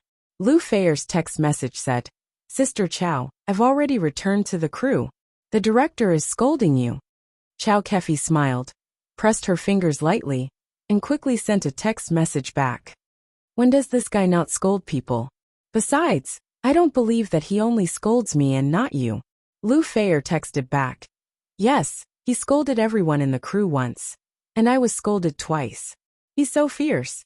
Chao Kefi replied with a smile. Why, do you regret it? Why did you insist on following me back then? Lu Feier sent a grimacing emoji. I don't regret it. This trip has broadened my horizons. From now on, I can be considered a knowledgeable person. I know that there is a master like Li Yundong in this world, so I didn't get scolded for nothing. In my opinion, these guys in the crew are the frogs at the bottom of the well. They are all ignorant. Chao Kefi couldn't help laughing. You little girl, you're brilliant with a little sunshine. You've only seen him once, and you think you're knowledgeable? Do you know how he got his kung fu skills? I don't even know. I don't even dare to say that I'm knowledgeable. You little girl, aren't you afraid of blowing your own trumpet? Lu Feier replied. As the saying goes, if one hears the Tao in the morning, one can die in the evening without regrets. Seeing some things once is enough. Anyway, I think I've broadened my horizons. Chao Kefi scolded with a smile. Since you've achieved the Tao, then go to hell. Don't make a fool of yourself here. Lu Feier sent another grimacing emoji. Then I'm going to die. I'm going to sleep until I die. Sister Chao, you have to be careful. Don't lose your soul again. Hee. You have to ask Li Yundong to help you find your soul. After reading this message, the smile on Chao Kefi's face suddenly sank. This beautiful and strong woman had countless pursuers, including many outstanding business elites and handsome and sunny men. However, she had fallen for this young boy, who was still a little green at first glance. Especially during the period when Li Yundong was missing, she was really lost every day. It took a long time for her to recover. It wasn't until she met him again that her soul seemed to have really come back. Especially 2 days ago, she really lost her soul for a while. And it was really Li Yundong who found her soul. Is this guy really my enemy in my previous life? I lost my soul, and I had to ask him to help me find it. Chao Kefi suddenly giggled, and her plump red lips spat out 2 heart-wrenching words. Enemy. As soon as she finished speaking, she suddenly saw a cold wind blowing in the ward, and the curtains on the balcony were raised high. This gust of cold wind blew up the curtains, like a cold current, and rushed toward Chao Kefi. At this moment, Chao Kefi only felt that her whole body was ice cold. It was as if something had drilled into her body. It was as if there was a hook that was trying to hook the soul in her body, and was desperately pulling it out. This feeling was exactly the same as what Chao Kefi had experienced in Dihao. She opened her mouth wide, and wanted to shout and struggle desperately, but all the strength in her body disappeared at this moment. Chao Kefi's heart was cold. She thought in horror, who on earth wants to kill me? Who did I offend? As soon as this thought popped up in her mind, she suddenly felt as if she was floating in the air. She was able to look down at her body, sitting on the hospital bed. Then there was a sudden fierce fighting sound in front of her hospital bed, as if there were two invisible people fighting fiercely. The two people were fighting so fiercely that the surrounding air was shaking. Chow Kefi thought faintly, "Is Li Yundong protecting me? If it is him, why doesn't he show up?" As soon as this thought came to her mind, she heard a loud and low mantra of the Buddha. Hey! This shout was really like the evening drum and morning bell, like the sound of a great bell ringing on a great river in the dead of winter, or like the solemn and dignified chanting of Buddha in a quiet and lonely empty mountain. This sound shocked Chow Kefi's soul. She could feel that there seemed to be an invisible hand in the air around her, pulling her soul again and letting her slowly float back to her body. When Chow Kefi's soul returned, she opened her eyes again and saw Li Yundong standing in front of her bed like a mountain, as if he was an insurmountable mountain. Li Yundong's hands flew up and down, quickly pinching two fixed fundamental seals and the Buddhist seal. He slapped them toward a place where there was no one in front of him. With a muffled bang, a person seemed to be sent flying by him in an instant and hit the wall, shaking the room.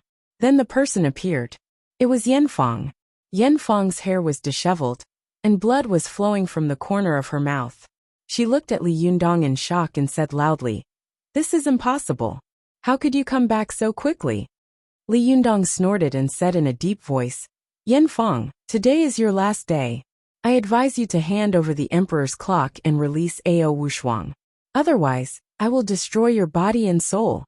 When Yanfang heard Li Yundong's words, her body suddenly shook, and she quickly understood the key point. She said bitterly, "I actually fell into your trap. The one beside Ziyuan is a dummy, right?" Li Yundong said, "Yes." Yanfang said angrily, "I didn't expect to fall into your hands." Good. Li Yundong sneered and said, "Why on earth do you have to kill Chow Kefi?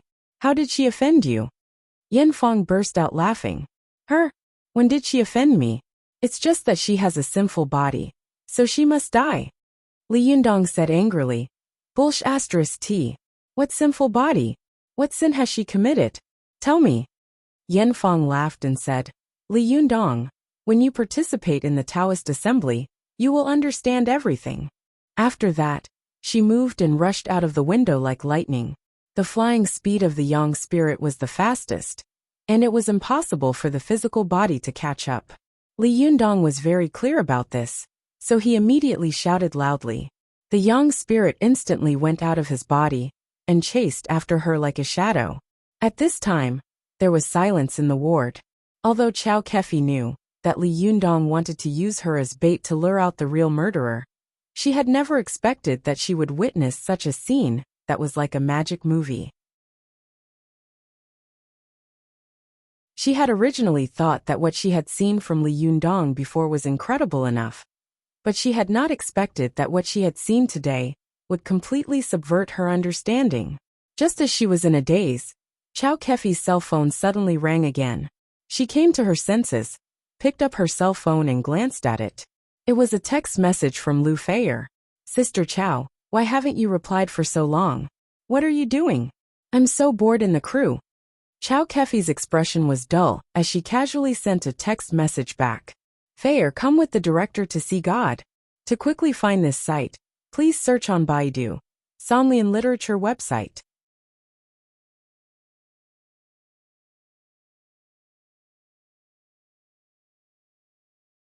Chapter 435. Go to watch net. Li Yundong's body stayed in the ward, but the Yang spirit followed Yanfang like a shadow. Watch net. 7K. OM. At this time, he had already cultivated to the top realm of the Yang spirit. The body of the Yang spirit could change at will. As soon as he thought of it, the Yang spirit transformed into an immovable wisdom king with 3 heads and 6 arms. His 6 arms kept pinching Mahamudra, like a moving fort, chasing after Yanfang and bombarding her. At first, Yanfang threw out a few talismans and summoned the heavenly soldiers and heavenly generals in an attempt to stop Li Yundong. But as soon as she summoned these heavenly soldiers and heavenly generals, Li Yundong immediately slapped them with a fierce Mahamudra. It was like Mount Tai pressing down, immediately smashing these heavenly soldiers and heavenly generals. When Yanfang saw that these heavenly soldiers and heavenly generals had been smashed into pieces, she couldn't help but be shocked. She paused for a moment and saw Li Yunyang's Samadhi Vajra seal coming toward her. Yanfang subconsciously dodged, and the astral wind of the Mahamudra brushed past her back. Although Yanfang was a yang spirit body, she still felt as if her back had been whipped by a steel whip. It was a burning pain. This was merely a graze from the astral wind, and it was already so painful. What would happen if this giant palm were to hit his body? If Yanfang had a magical item in her hand, she could still fight with Li Yundong. But at this time, she was empty-handed and had run out of talismans. How could she resist Li Yundong's extremely powerful yang spirit true body? Yanfang's heart was pounding with fear. She didn't dare to stay any longer. As she fled frantically, she shouted, "Li Yundong, you little B*****, don't you want to know where Ao Wushuang is?" Li Yundong sneered and said, "As long as I catch you, I have plenty of ways to make you talk." Yanfang was furious. She gritted her teeth and said, "You will regret it, Li Yundong.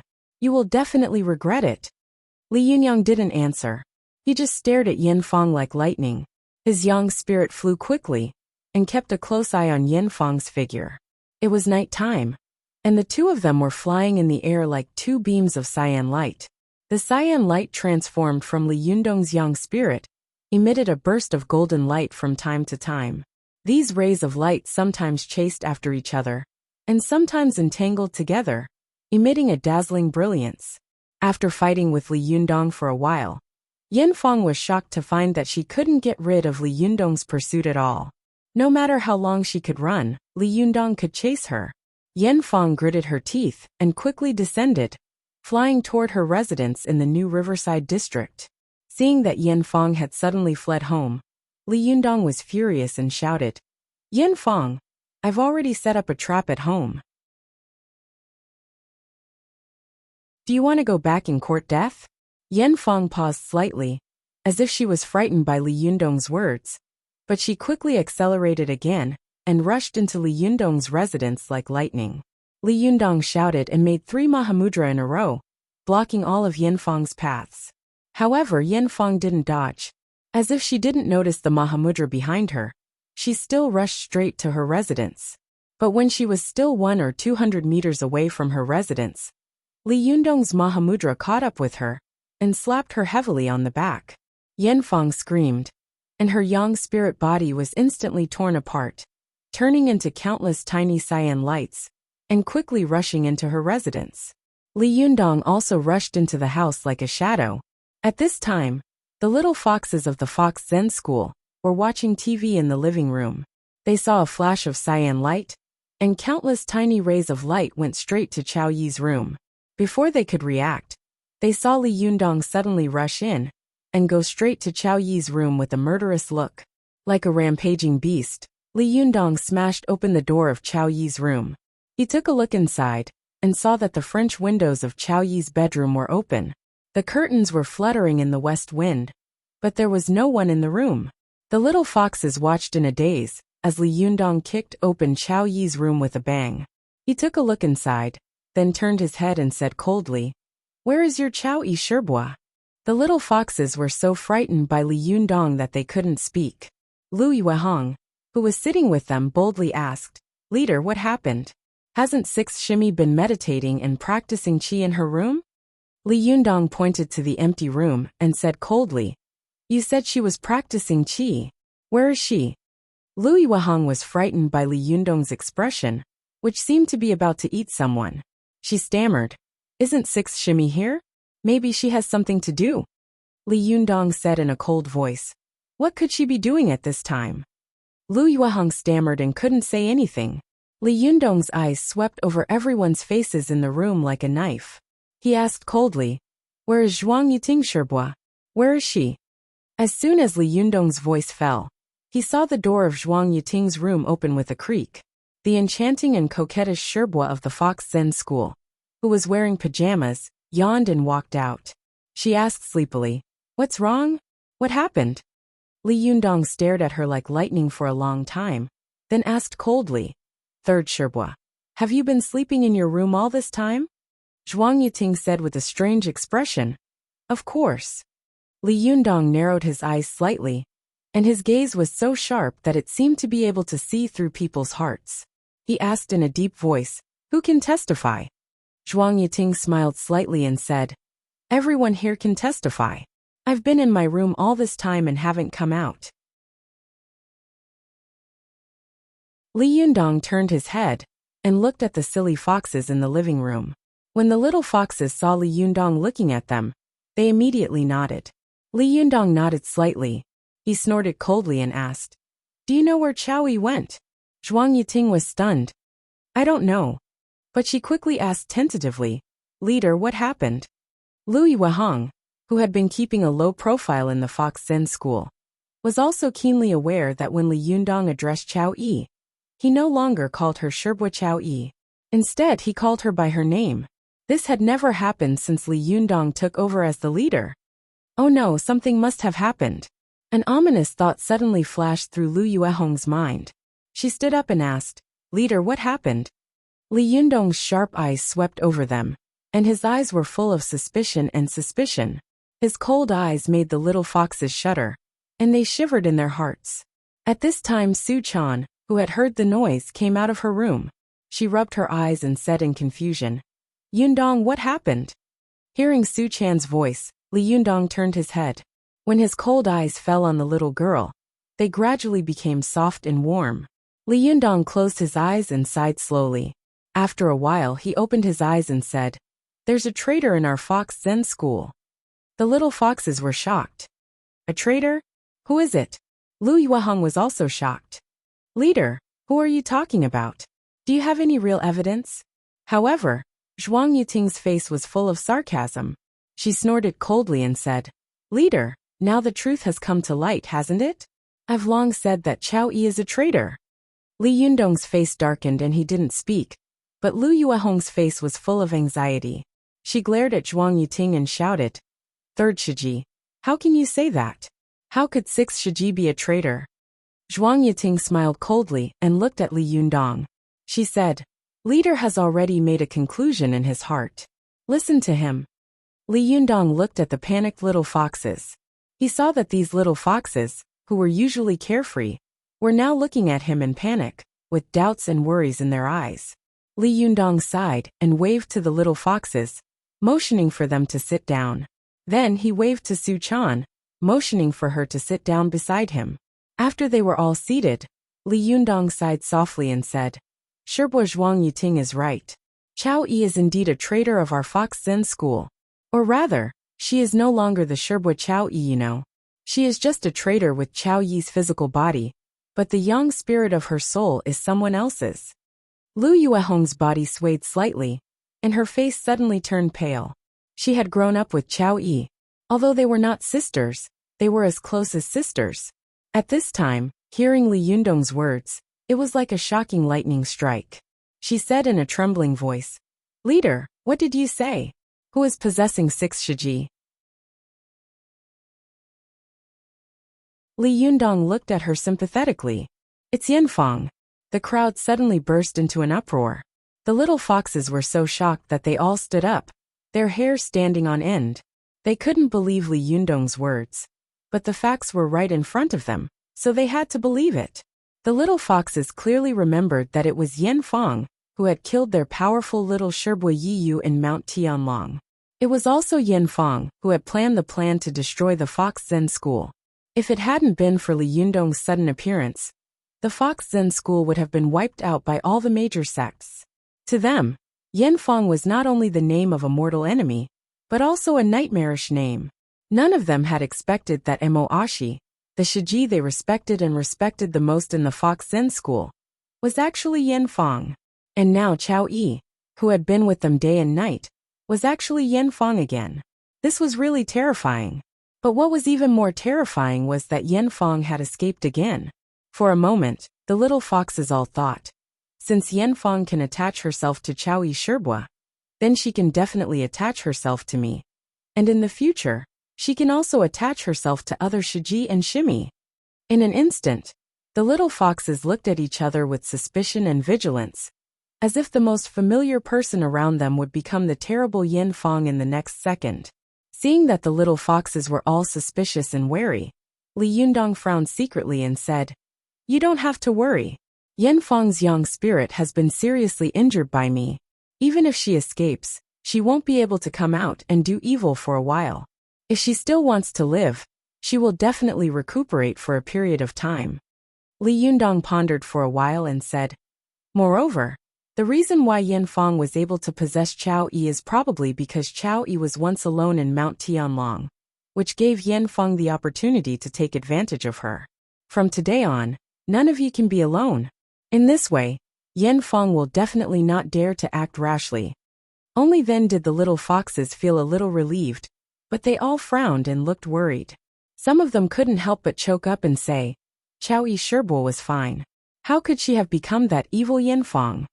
As soon as someone cried, the others couldn't help but follow suit. Immediately, someone whimpered and echoed, "Leader, you have to avenge Chao Yi Shibo." Lu Yueheng also burst into tears. She knelt down in front of Li Yundong and said tearfully, "Leader, I know that you are powerful. You will definitely be able to find Yin Fang and avenge 6th Shimi." Li Yundong sighed and reached out to help her up. "You don't have to do this. As the leader of the sect, I also have a lot of responsibility for what happened in the sect. You don't have to say anything about this matter. I will definitely give you an explanation. From today on, I, Li Yundong, will chase Yin Fang to the end." Zhuang Yuting gritted her teeth and said hatefully, "Leader, if there's anything you need, just tell me." Li Yunyang nodded at her and sighed softly. "You all go to rest. The tea house will open as usual tomorrow. No matter what, this thorn in our flesh has finally been pulled out. We can live a stable and leisurely life for a while." After hearing Li Yundong's words, the little foxes wiped their tears and went to their rooms. Lu Yueheng and Zhuang Yuting also said goodbye and went into their rooms. Seeing that everyone around had left, Su Chan's face was full of sadness. With tears in her eyes, she whispered, "Yundong, Yin Fang ran away again. I'm afraid she won't show up again this time. Will we not be able to find my master's whereabouts?" Li Yundong gently stroked her black hair and said softly, "No, I'm sure that Yin Fang will definitely appear at the Taoist assembly. Although her young spirit comes and goes very quickly, I have already found a way to deal with her." Su Chan raised her head and looked at Li Yundong with tears in her big black eyes. She choked with doubt and said doubtfully, "Are you serious?" Li Yundong smiled and said, "Of course. Jinren doesn't lie." The little girl wiped her tears and said with a smile, "Then I believe you." Li Yundong stroked the little girl's long hair lovingly with one hand and put the other hand behind his back. He looked meaningfully at the endless night outside the window sill and said slowly, "Chaner, just watch. It will definitely be a very lively Taoist assembly. Sorry, I just got home. There's still one more night to go. Vote for recommendation previous page, return to table of contents, next page error report. If you like it, please click here to add Keeping a Vixen at Home to your bookshelf so that you can read the latest chapters and updates in the future. If you have any suggestions or comments on Keeping a Vixen at Home, please click here to express your views.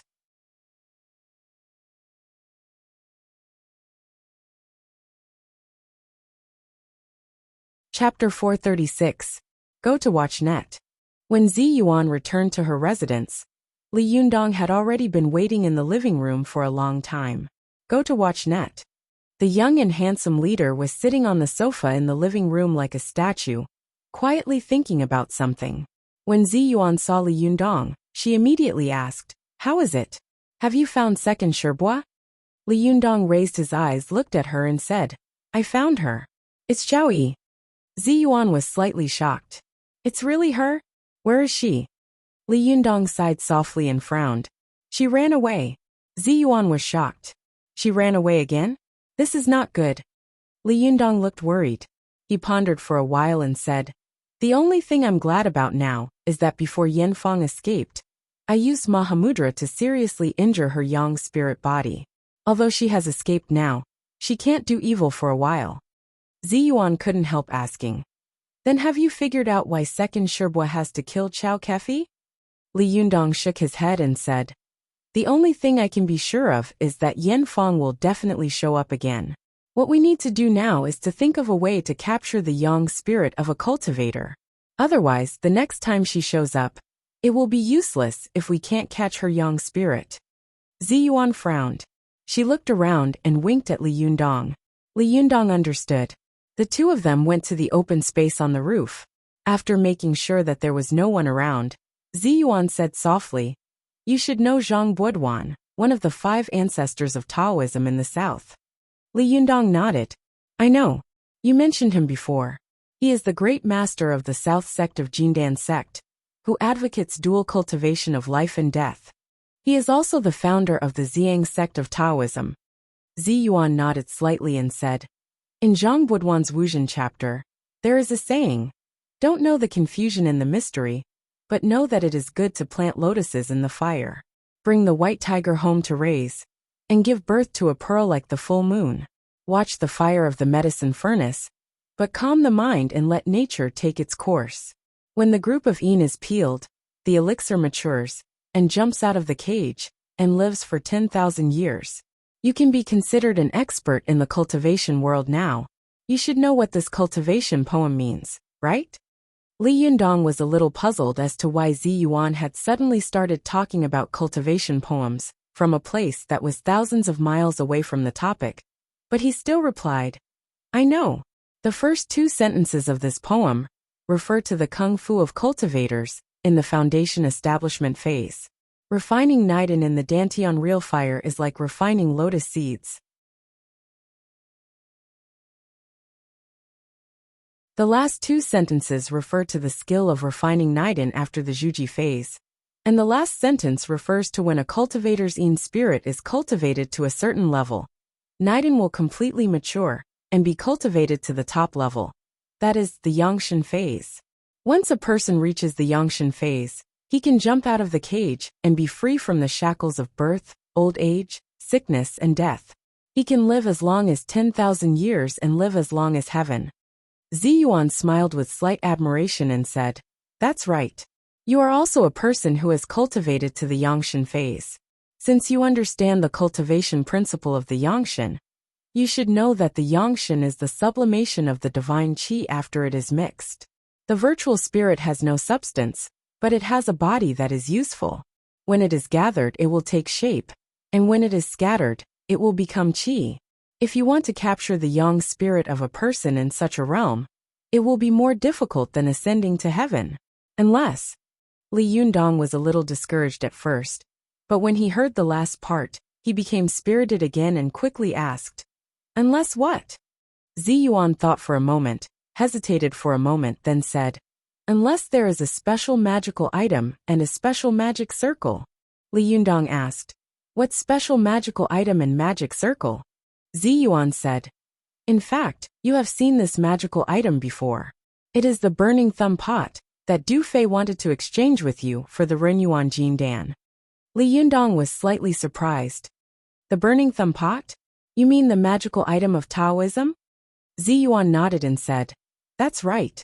This is a very powerful and famous magical item of Buddhism. In fact, Du Fei was also very cunning to exchange it with you. Because he is a Taoist cultivator, he can't use Buddhist magical items, so he sold this magical item to you at a low price. Holding this magical item is tantamount to throwing a bright pearl into the dark, and it is easy to attract the covetous eyes of Buddhist cultivation masters. But if this magical item falls into your hands, it will definitely be like adding wings to a tiger.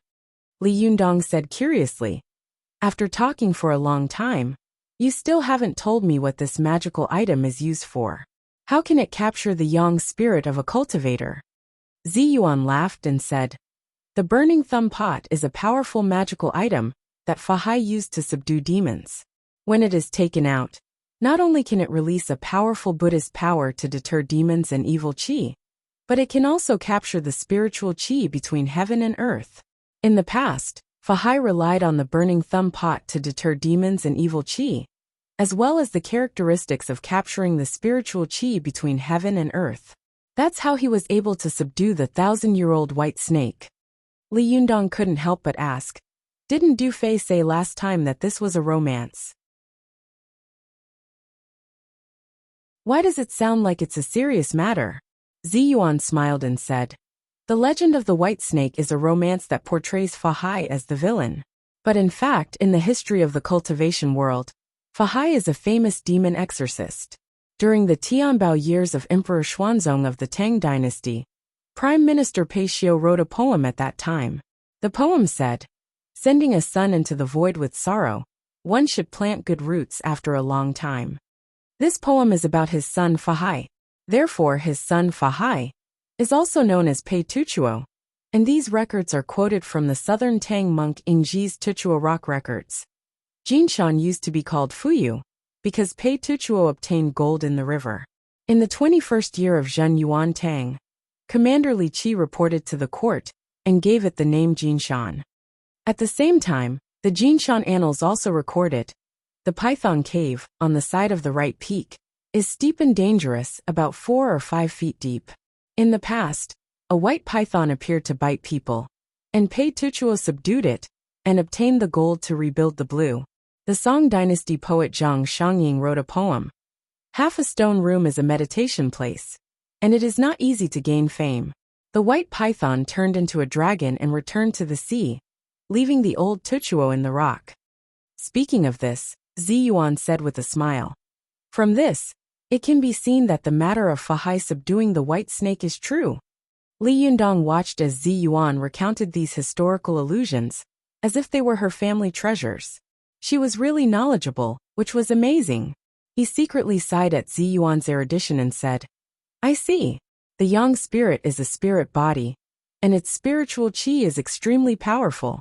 The burning thumb pot has the power to capture the spiritual qi of heaven and earth. So as long as the yang spirit gets close to it, the spiritual qi of the yang spirit will be automatically absorbed? Zi Yuan nodded and praised. Yes, that's right.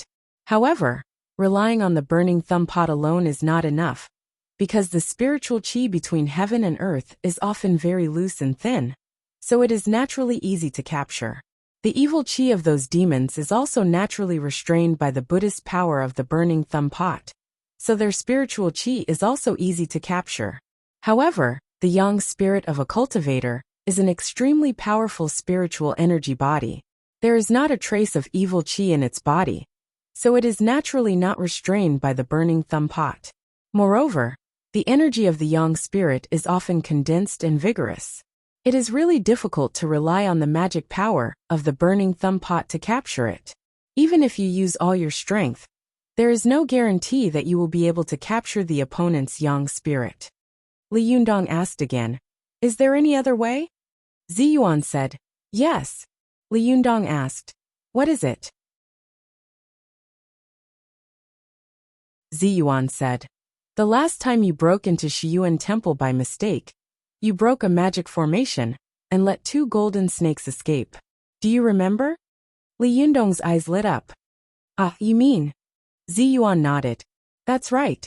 The magic formation you broke last time was the Bafang demon subduing formation of Buddhism. This magic formation has an extremely powerful confinement effect. As long as the cultivation of the cultivator operating the magic formation is not more than double that of the people entering the formation, it is enough to confine the other party. Li Yundong suddenly understood and said, I see.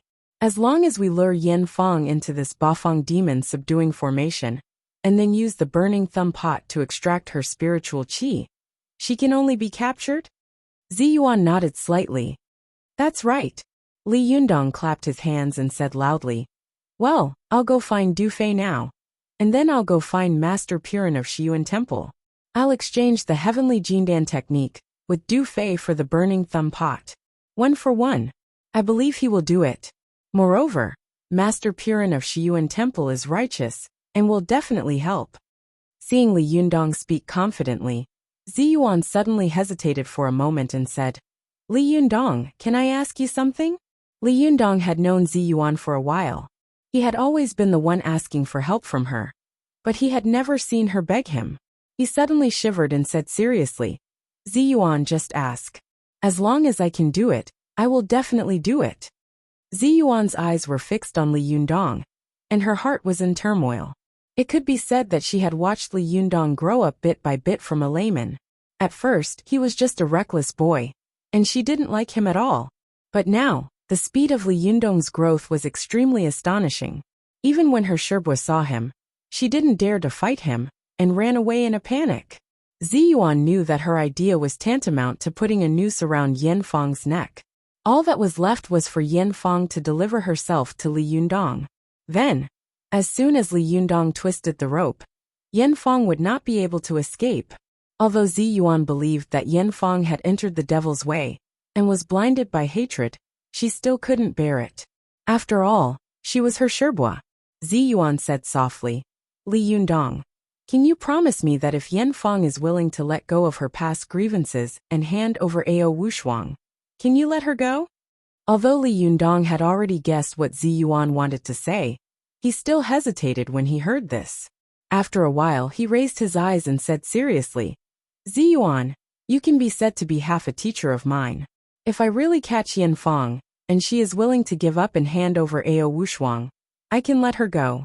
This is also a repayment for your kindness." Ziyuan sighed softly and said, "Then I thank you on behalf of the Linggong sect. No matter what, she is my Sherbwa." "I appreciate your kindness very much if you are willing to let her go," Li Yundong smiled and said. "However, I think she is a person who will not give up until she sees the coffin. She is very likely not to give up." Ziyuan was worried and frowned slightly. "Then there's no other way. This is her life, and also the life of our Linggong sect." Li Yundong saw that Ziyuan was unhappy and frowned, as if she was holding his heart. For no reason his heart suddenly softened. He sighed and said, "Forget it. As long as she is willing to hand over Ao Wushuang, whether she repents or not, I will let her go. But only this time, there will be no next time." Ziyuan knew that the grudge between Yanfang and the Fox Zen school was very deep. It could be said that Li Yundong had made the biggest concession by doing this. She was moved for a moment and said softly, "Thank you." The two of them looked at each other, and then quickly dodged each other. It was like two small sparks suddenly colliding in the dark night, arousing a little light, and then quickly dimming. Li Yundong felt that the atmosphere was a little wrong at this time. He coughed dryly and quickly changed the topic. "By the way, I have another very important thing to trouble you with." Ziyuan had been worried that Li Yundong and her Sherbwa would fight to the death. She was in the middle and felt uncomfortable. At this time, with Li Yundong's promise, she suddenly felt as if a big stone had been lifted from her heart, and she felt much more relaxed. She smiled slightly and said softly, as quiet and beautiful as an autumn leaf, "Immortally, I will do whatever you want me to do." Alas.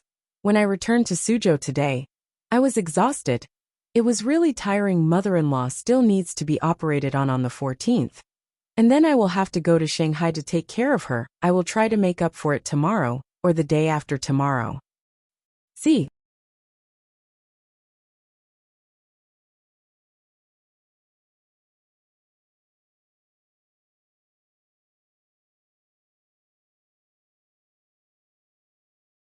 Chapter 437.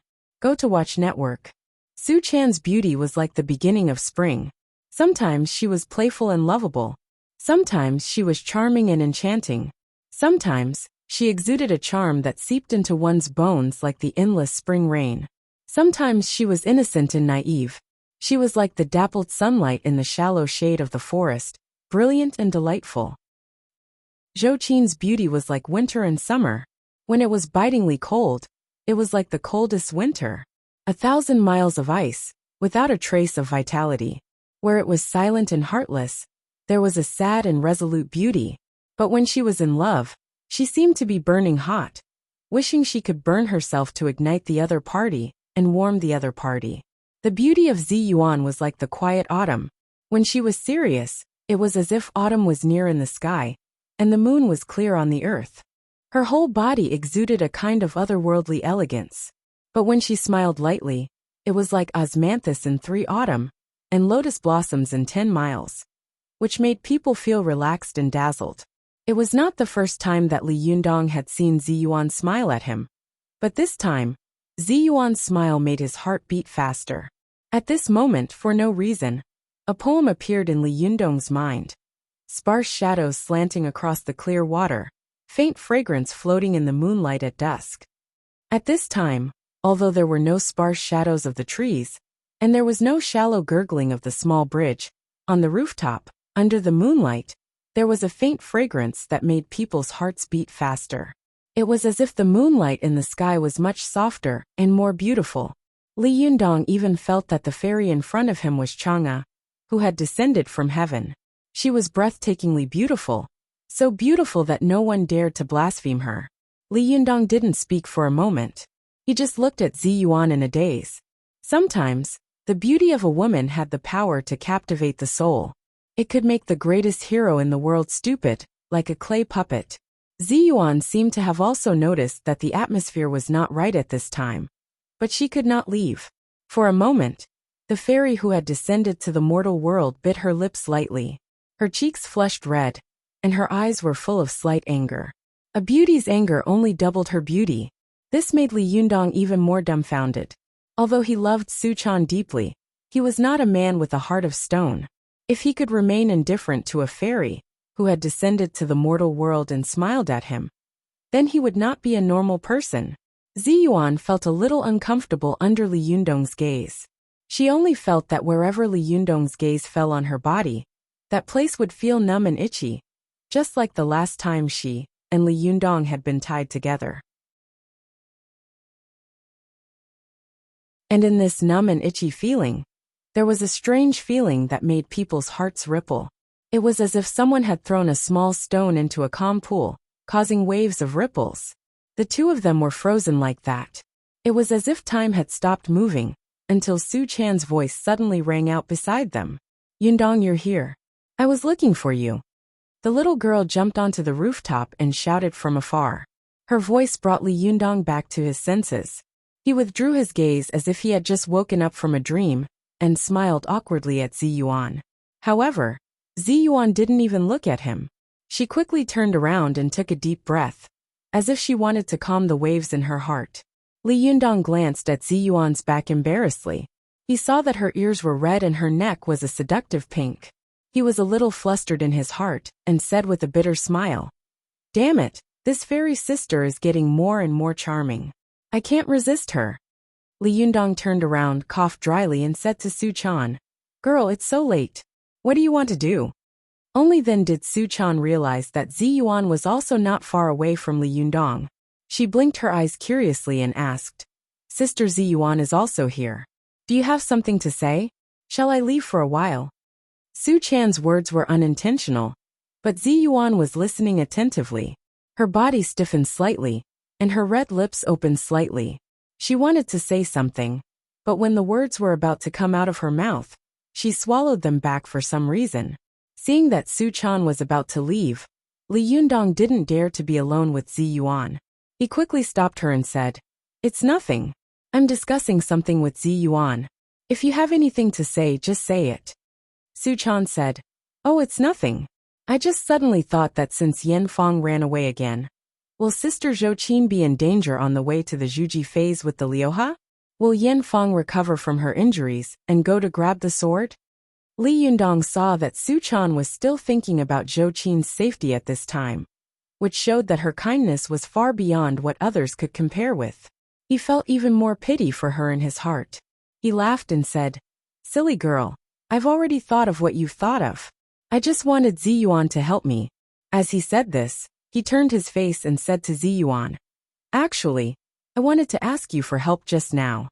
At this time, Ziyuan calmed down a little. She stroked her hair, composed herself, and said, "Do you want me to protect Ziyuan?" Li Yundong nodded and said with some embarrassment, "I should have gone by myself, but now I really can't leave the Fox Zen school, so I have to ask you for a favor." Ziyuan was also very clear that the journey of a cultivator to the Zhuji phase was extremely dangerous. If anything happened during the process, it would be unimaginable. Just like when Li Yundong was in the Zhuji phase, she had secretly protected him all the way. It was not until he succeeded in the Zhuji phase that she appeared and took him back. It was the same for her. When she was in the Zhuji phase, it was also Wang Yuanshan who had secretly protected her all the way, in order not to let her disciple become dependent on her, and thus be unable to refine the Zhendan. As a master, she would never tell her disciple that she would protect her all the way. At that time, Ziyuan hadn't told Li Yundong, and now Li Yundong hadn't told Zhou Qin either.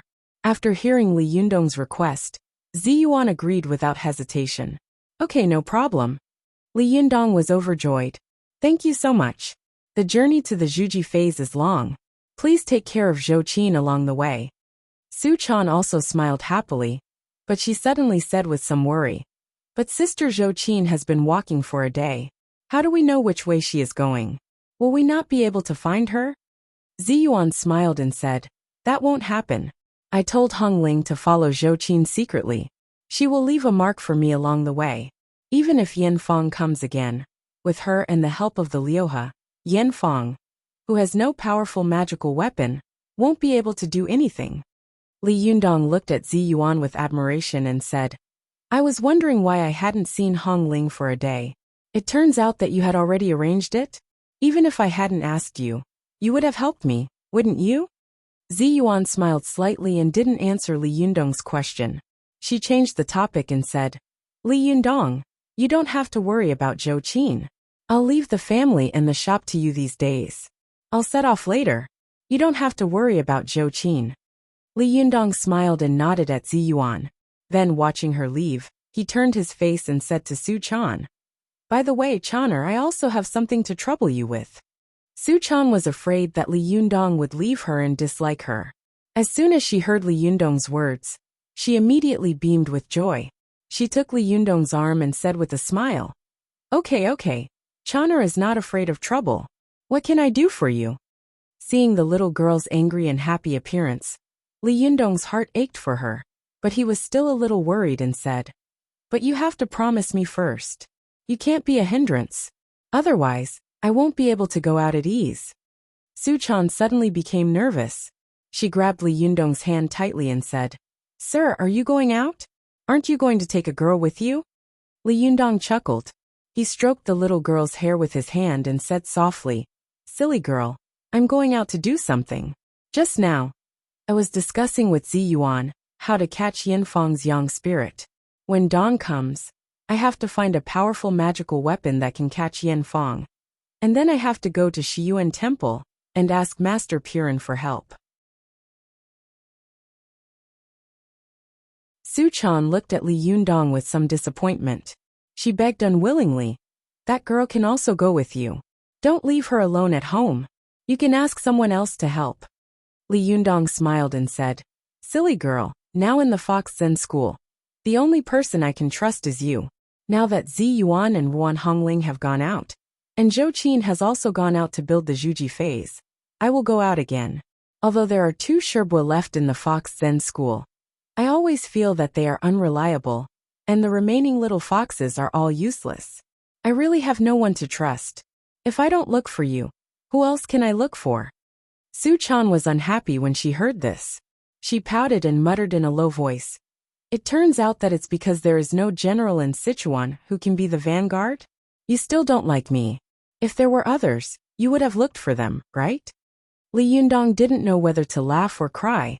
He pretended to be angry, pinched the tip of the little girl's nose, and shouted in a low voice, Be obedient.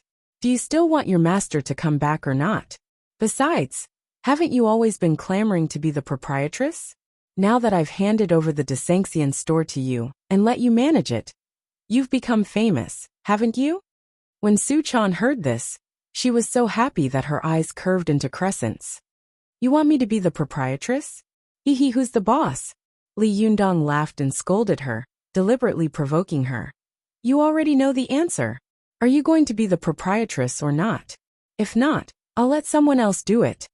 Su Chan quickly grabbed Li Yundong's arm and said with a smile, I didn't know you wanted me to do this. Of course, of course. You're so annoying. You promised me, so you can't go back on your word. I can only be the proprietress. No one else can. Li Yundong shook his head with a smile and said, You little girl. Hey, I'm telling you, I don't need you to make money.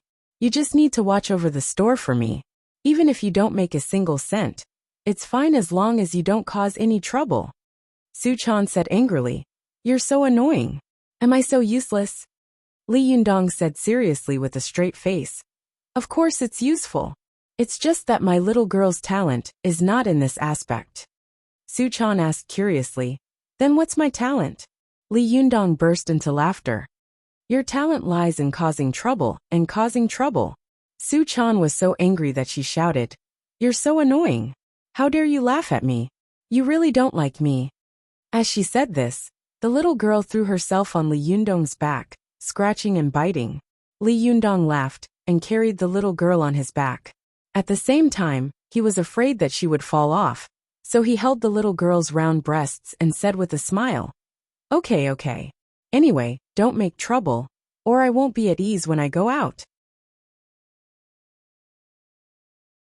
Su Chan played with Li Yundong for a while, then said angrily, Humph, I want to make some achievements to show you. Li Yundong was shocked. He looked back at Su Chan and saw that the little girl's face was serious. It didn't seem like she was joking. He quickly put on a straight face and said, Hey, I'm serious. You have to promise me first that even if you don't open the store, don't cause trouble. Su Chan was so angry that she made threatening gestures. Do I look like such a troublemaker? Li Yundong nodded seriously. You don't look like it. You're a big trouble. Su Chan suddenly burst into tears. You dislike me. You already dislike me. Li Yundong felt a headache coming on. He quickly coaxed. Well, I won't dislike you. You just have to be obedient and don't cause any trouble, okay? I'm begging you. Tears streamed down Su Chan's cheeks as she said pitifully, I never wanted to cause you any trouble. Li Yundong smiled and said, Yes, yes, my little girl is the best. Why would she want to cause trouble for me? You were just being careless. I say, little girl, can you be more careful this time? Even if we don't make money, don't cause trouble. We can't let anything happen to you now. Su Chan wiped away the tears on her face with her hands. She lowered her head and said in a muffled voice, I know.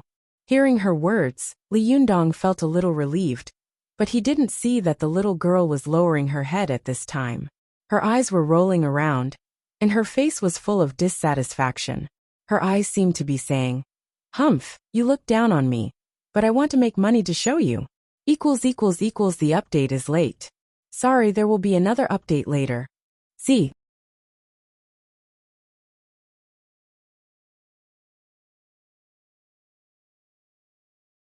Chapter 438. Go to Watch Network. Early the next morning, Li Yundong was ready to go out early. The little foxes also got up early. Ziyuan had already set off to protect Zhou Qin, so she didn't see Li Yundong off. Go to the Watch Net. After the storm last night, the little foxes, who were usually laughing and joking, had become a lot quieter. Their sect had changed a lot, and they had all become a little listless. Li Yundong saw this and sighed in his heart. Before he left, he called Su Chan to him and whispered, Channer, I'm not here, so I'll leave the sect to you. You have to show your courage and make your own decisions if there's anything you want to do. If you really can't make up your mind, you can call me. Su Chan blinked, and there was a sly look in her eyes. Li Yundong looked at the little girl's eyes and suddenly felt a little uneasy. He reminded her again, You have to take good care of the shop. Don't make any trouble. We don't need to make money. We don't need that money. Do you understand? Su Chan giggled and pushed Li Yundong out. She urged, You're so annoying. I know. Go. I promised to take good care of the shop. Li Yundong was pushed out by Su Chan with both hands.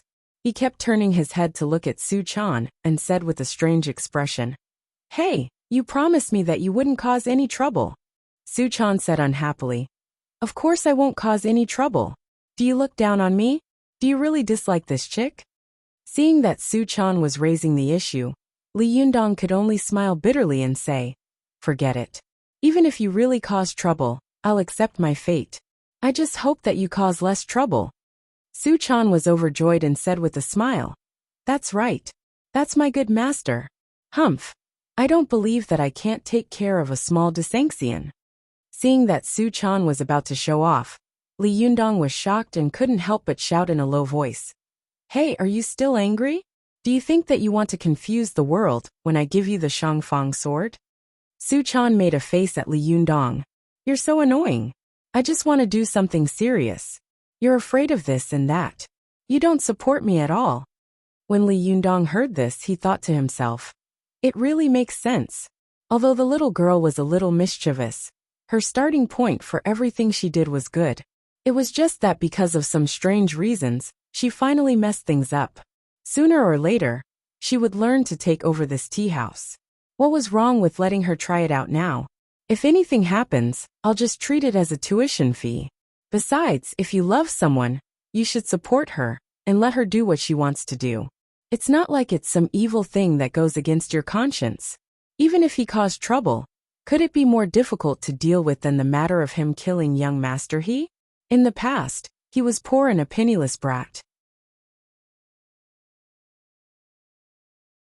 At that time, he had already dealt with the troubles. Could it be that now that he was a sect leader, he still couldn't deal with these troubles? Thinking of this, Li Yundong simply made up his mind. He rubbed the little girl's hair and said, "Little girl, what you said makes sense. It was your master who thought wrongly. What do you want to do? Just do it. I fully support you. If it doesn't work, I'll just pretend that I never opened this Desanxian tea house." At first, Su-chan was still smiling and moved. When she heard the last sentence, her face suddenly fell. She used both hands to drive away Li Yundong's hands that were rubbing her hair. She covered her messy hair with her hands and stamped her feet coquettishly. After talking for a long time, "You still don't believe that I can make money?" Li Yundong laughed and said, Even if you sell yourself, you might still have to count the money for others. Forget it. You can do whatever you want. Anyway, our background is strong enough now. We don't have to worry about other cultivation sects making trouble. Even if you make Desanxian collapse, I have a way to make it rise again." Su-chan was so angry in her heart. She gritted her teeth and thought to herself, "Damn it, Yundong still looks down on me. He doesn't believe that I can make money. I just want to make money for him. Humph." Li Yundong laughed for a while. He waved his hand at Su-chan and said, "Well, don't look so serious. I'm going out." Su-chan's mind was full of making money, and then making Li Yundong look at her in a new light. There was no pain of parting or lovesickness. She lowered her head and rolled her eyes. She was just waiting for Li Yundong to leave, so that she could show off her skills. Li Yundong didn't see Su-chan's expression. He just vaguely felt that something was wrong, but he couldn't tell what was wrong. Moreover, he had made up his mind to prepare for the worst. There can't be anything worse than the collapse of Desanxian, can there? Li Yundong gave a few more instructions to the two Sherbas and the other little foxes of the Fox Zen school. Then he went out to look for Du Fei. After watching Li Yundong walk away, Su-chan closed the door. First, she asked Sherbua Lu Yuahong innocently, "Sherbua, are you going to the store with us later?" Lu Yuahong was still immersed in grief. She shook her head and said, "Channer, my heart is in a mess. I'm not in the mood to go. If I go, I'll only add to the chaos. I won't go." Su-chan looked at Zhuang Yiting again and said, "Third Sherbua, are you going?" Zhuang Yiting sighed and said, "Channer, now that our Fox Zen school has undergone great changes, only the leader is left to support the overall situation. Although the sect leader is wise and powerful, and has a high cultivation level, he can't do anything alone. Every time something happens, I can't help him, and I feel very bad about it. I think I'd better stay at home and cultivate."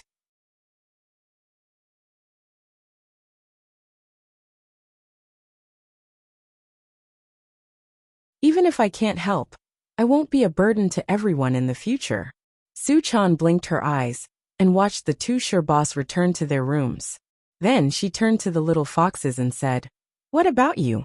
The little foxes looked at each other, and one of them said, "I'll also accompany third Sherbua to cultivate at home." Another said, Shiji, I'll accompany you to the tea house. Another said, Shiji, I'm not in a good mood. I don't want to go anywhere. Seeing them talking at once, Su-chan suddenly put her hands on her hips and shouted, All of you shut up. In the Fox Zen school, Su-chan had always been cute and kind. She never quarreled with others, nor did she get angry with others. Her loud shout immediately startled the little foxes and made them look at each other in dismay.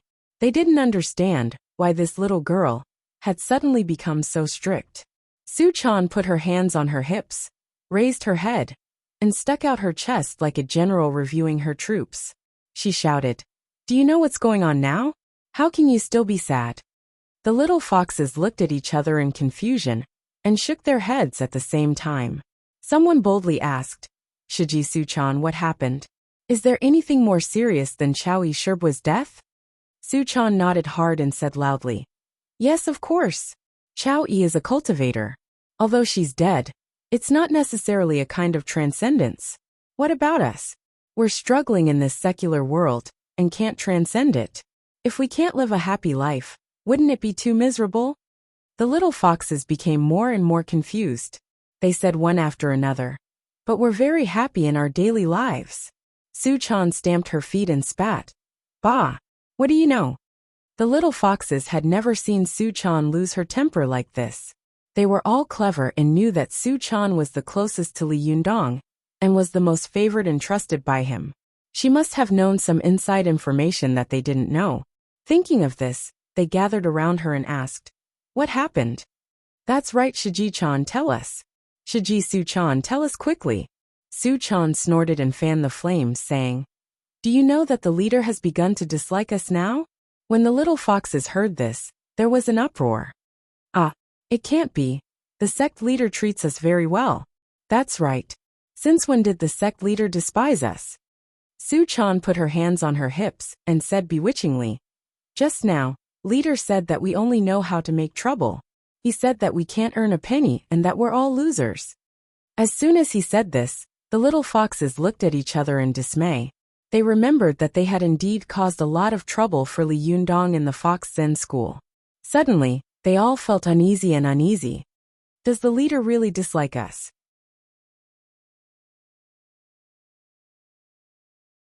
Seeing that her bewitchment had worked, Su-chan immediately struck while the iron was hot and said, Now that leader has left, he has handed over Desanxian to us.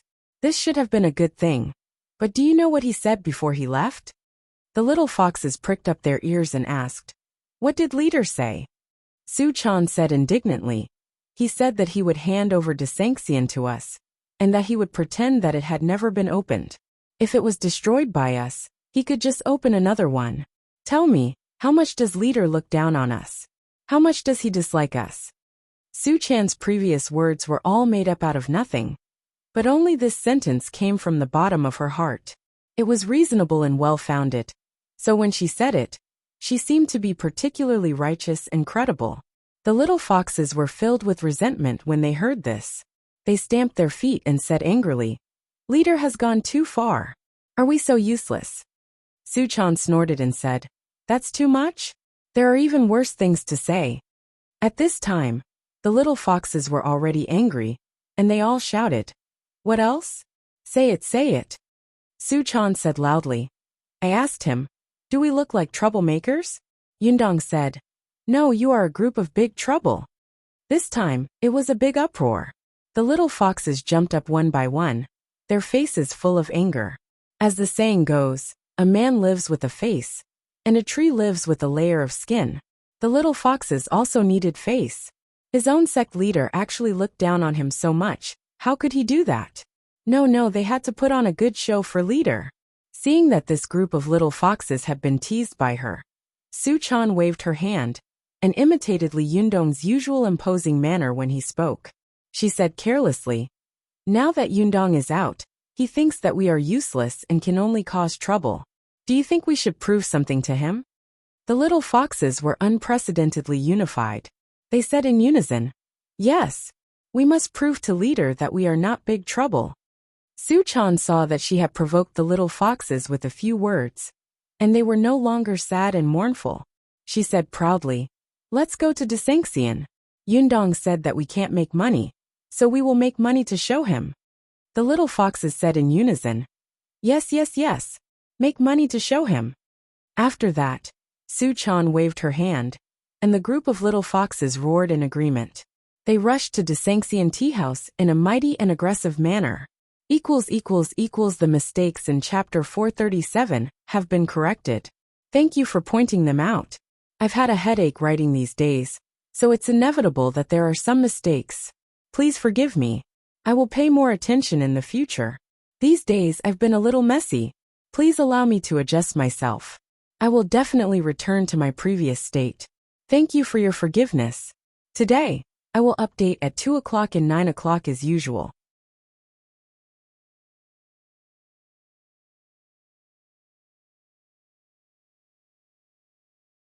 Chapter 439. Go to watch net. The little foxes rushed to the Desanxian tea house aggressively, but when they were ready to fight, they were suddenly stumped by a problem. It's easy to say that it's easy to make money, but how do you do it? It was always an irrefutable truth that it was easy to know but difficult to do. Go to watch net. 7K. Shimmy Su-chan. What do you think we should do? None of the little foxes could make a decision, so they could only look at Su-chan eagerly. But Su-chan was not someone who could come up with an idea.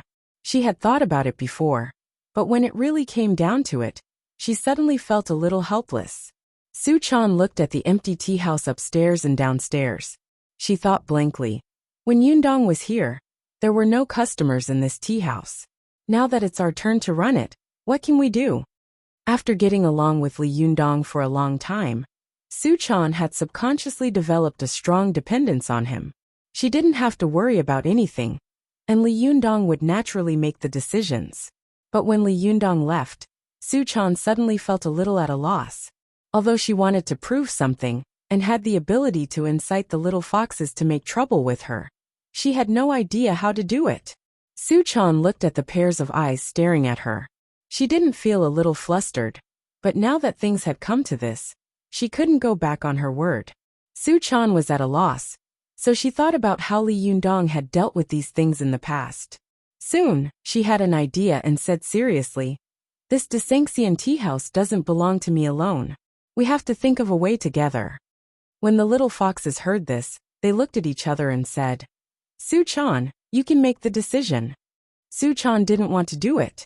She shook her head like a rattle drum and said, No, one person's wisdom is short, but everyone's wisdom is long.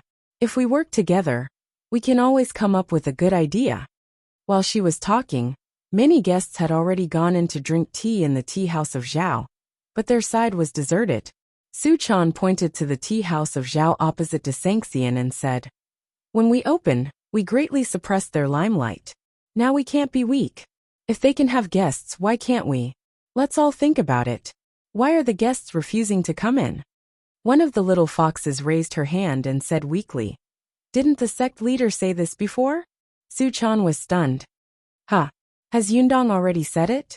The little foxes immediately said, Yes, an old lady came before. Didn't she tell us the reason? Su-chan patted her head and said with some annoyance, I remember now. It's because there are too many beautiful women and officials here. The guests may think it's too expensive and dare not come in, right? The little foxes nodded their heads like chicks pecking rice. Yes. Su-chan stomped her feet angrily. Right? What right? I'm a natural-born beauty. Don't tell me the guests will come just because I'm an ugly freak? The little foxes all laughed and nodded in agreement. That's right. Su-chan saw that they were all laughing and hadn't come up with a single idea, so she said angrily, Why are you still laughing? Hurry up and think of a way. If the guests don't come, we'll find a way to let them in. At this time, the little foxes did not speak. One of them lowered her head and rolled her eyes. Some of them looked at each other blankly, and some of them stared at the tips of their toes, as if a flower had grown out of them. Su-chan saw that they had become silent at the last minute, so she said angrily, Why aren't you talking? Weren't you very aggressive just now? At this time, one of the little foxes boldly said, Su-chan Shiji. It was you who encouraged us just now.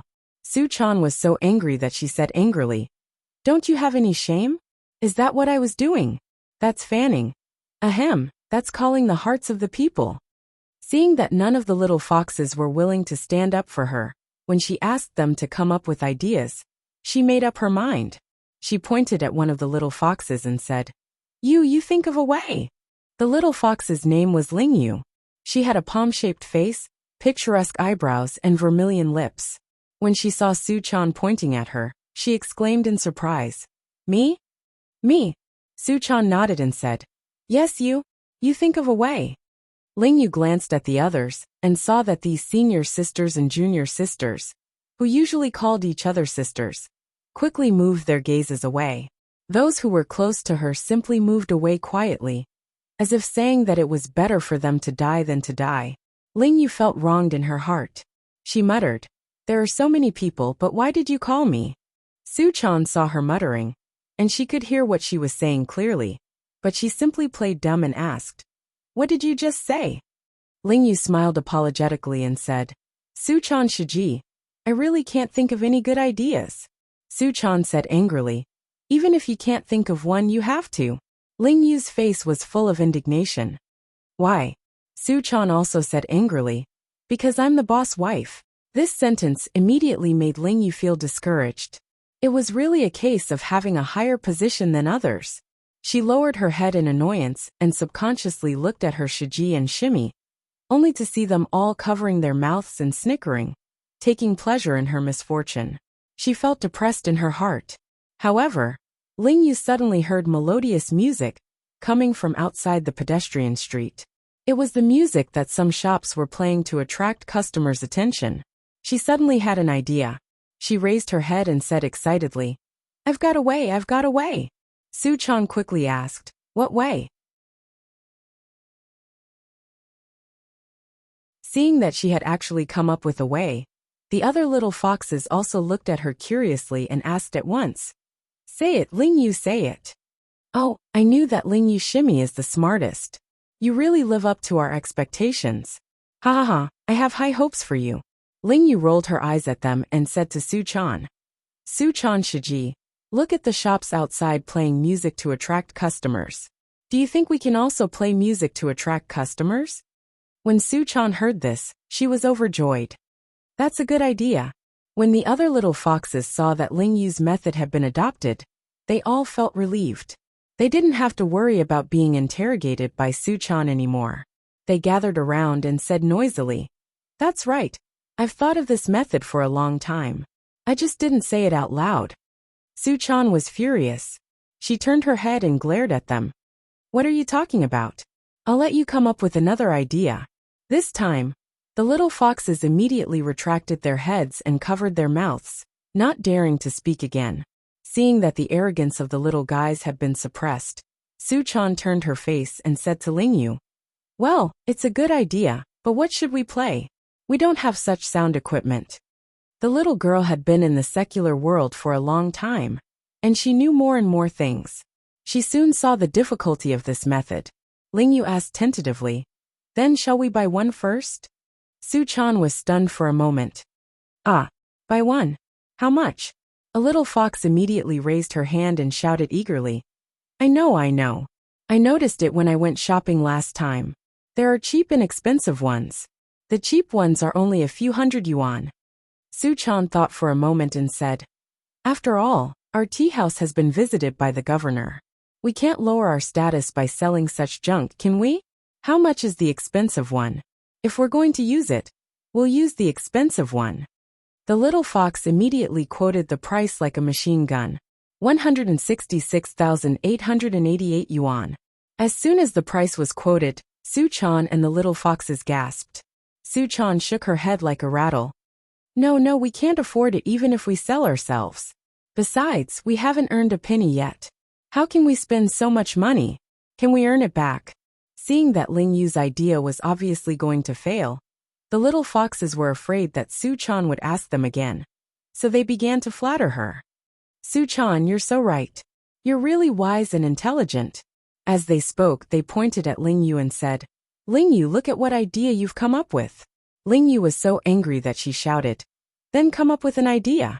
The little foxes immediately distanced themselves from her and drew a clear line. "You came up with the first idea.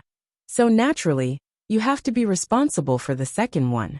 To be an excellent fox spirit, you have to finish what you started." Ling Yu was furious.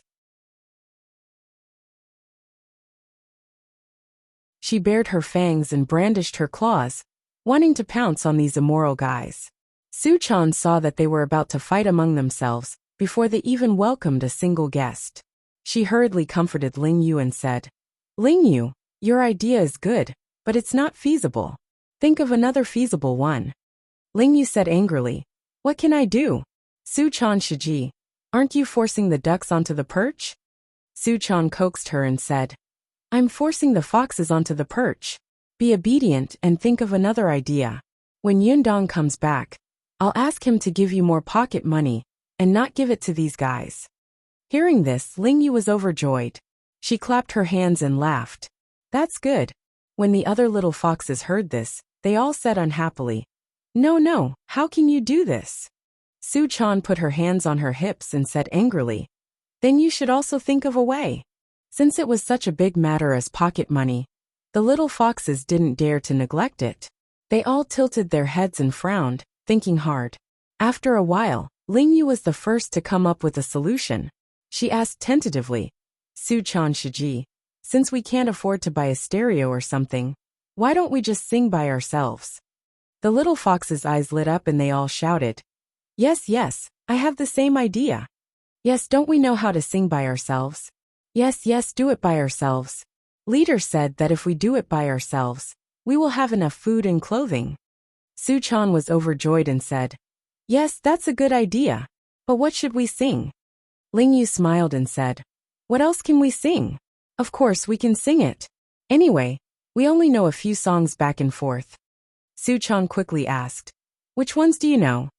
Without thinking, Ling Yu blurted out, "Second sister Wang misses her husband." Su Chan was instantly dumbfounded. She was dumbfounded and tongue-tied. She stammered, What? Wang, second sister Wang misses her husband?" The other little foxes also said, "There are others." Su Chan asked in a daze, "What else?" The little foxes were proud of themselves. They shook their heads and said in unison, "The little widow visits the grave." Although Su Chan was a little naive, she was not a fool.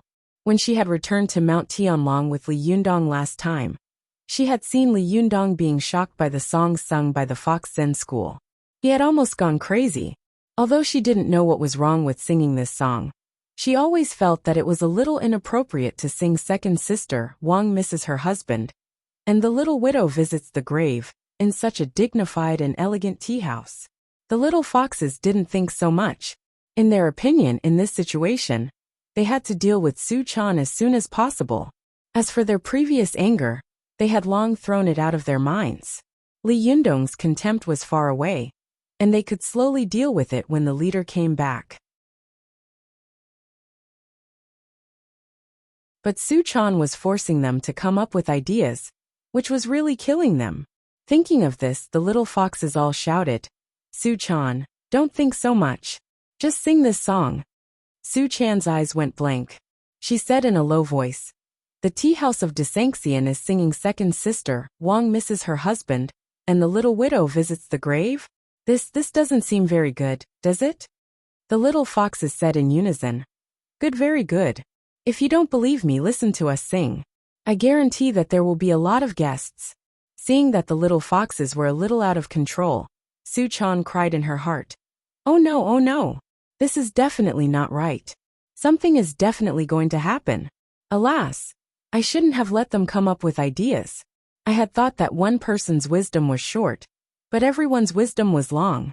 However, why did it look like one person's wisdom was long, but everyone's wisdom was short?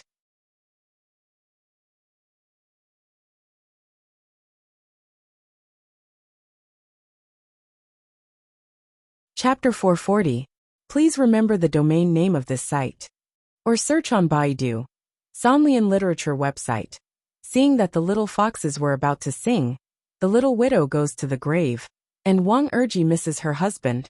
two very harmonious folk tunes, Suchan suddenly felt a headache coming on. She secretly regretted it. I can't mobilize the people at will. Now it's all over. Just when she was at her wit's end, she suddenly saw a fiery red Lamborghini rushing to the tea house. A beautiful woman in a black uniform and short skirt jumped out of the car.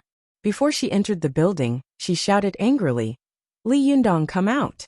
Suchan took a closer look and said curiously, "Hey, isn't this Chow Kefi President Chow?" Suchan quickly stopped the little foxes who were about to sing and greeted Chow Kefi, as if she had seen her savior. "Oh, President Chow, why are you here? Come in, come in." Chow Kefi was surprised by Suchan's enthusiasm. She was stunned for a moment and said casually, "Where's Li Yundong? Where is he? Hurry up and ask him to come out. This bastard has gone too far." Suchan welcomed Chow Kefi into the tea house and sat down. She enthusiastically poured tea for her and asked, "President Chow, what did Yundong do to you?" Chow Kefi looked around the tea house, as if she was looking for Li Yundong's whereabouts. She said angrily, "Do I still need to mention it? Last night, he tortured me so much that he ran away without saying a word. Am I just air in his eyes? Does he think he can come and go as he pleases?"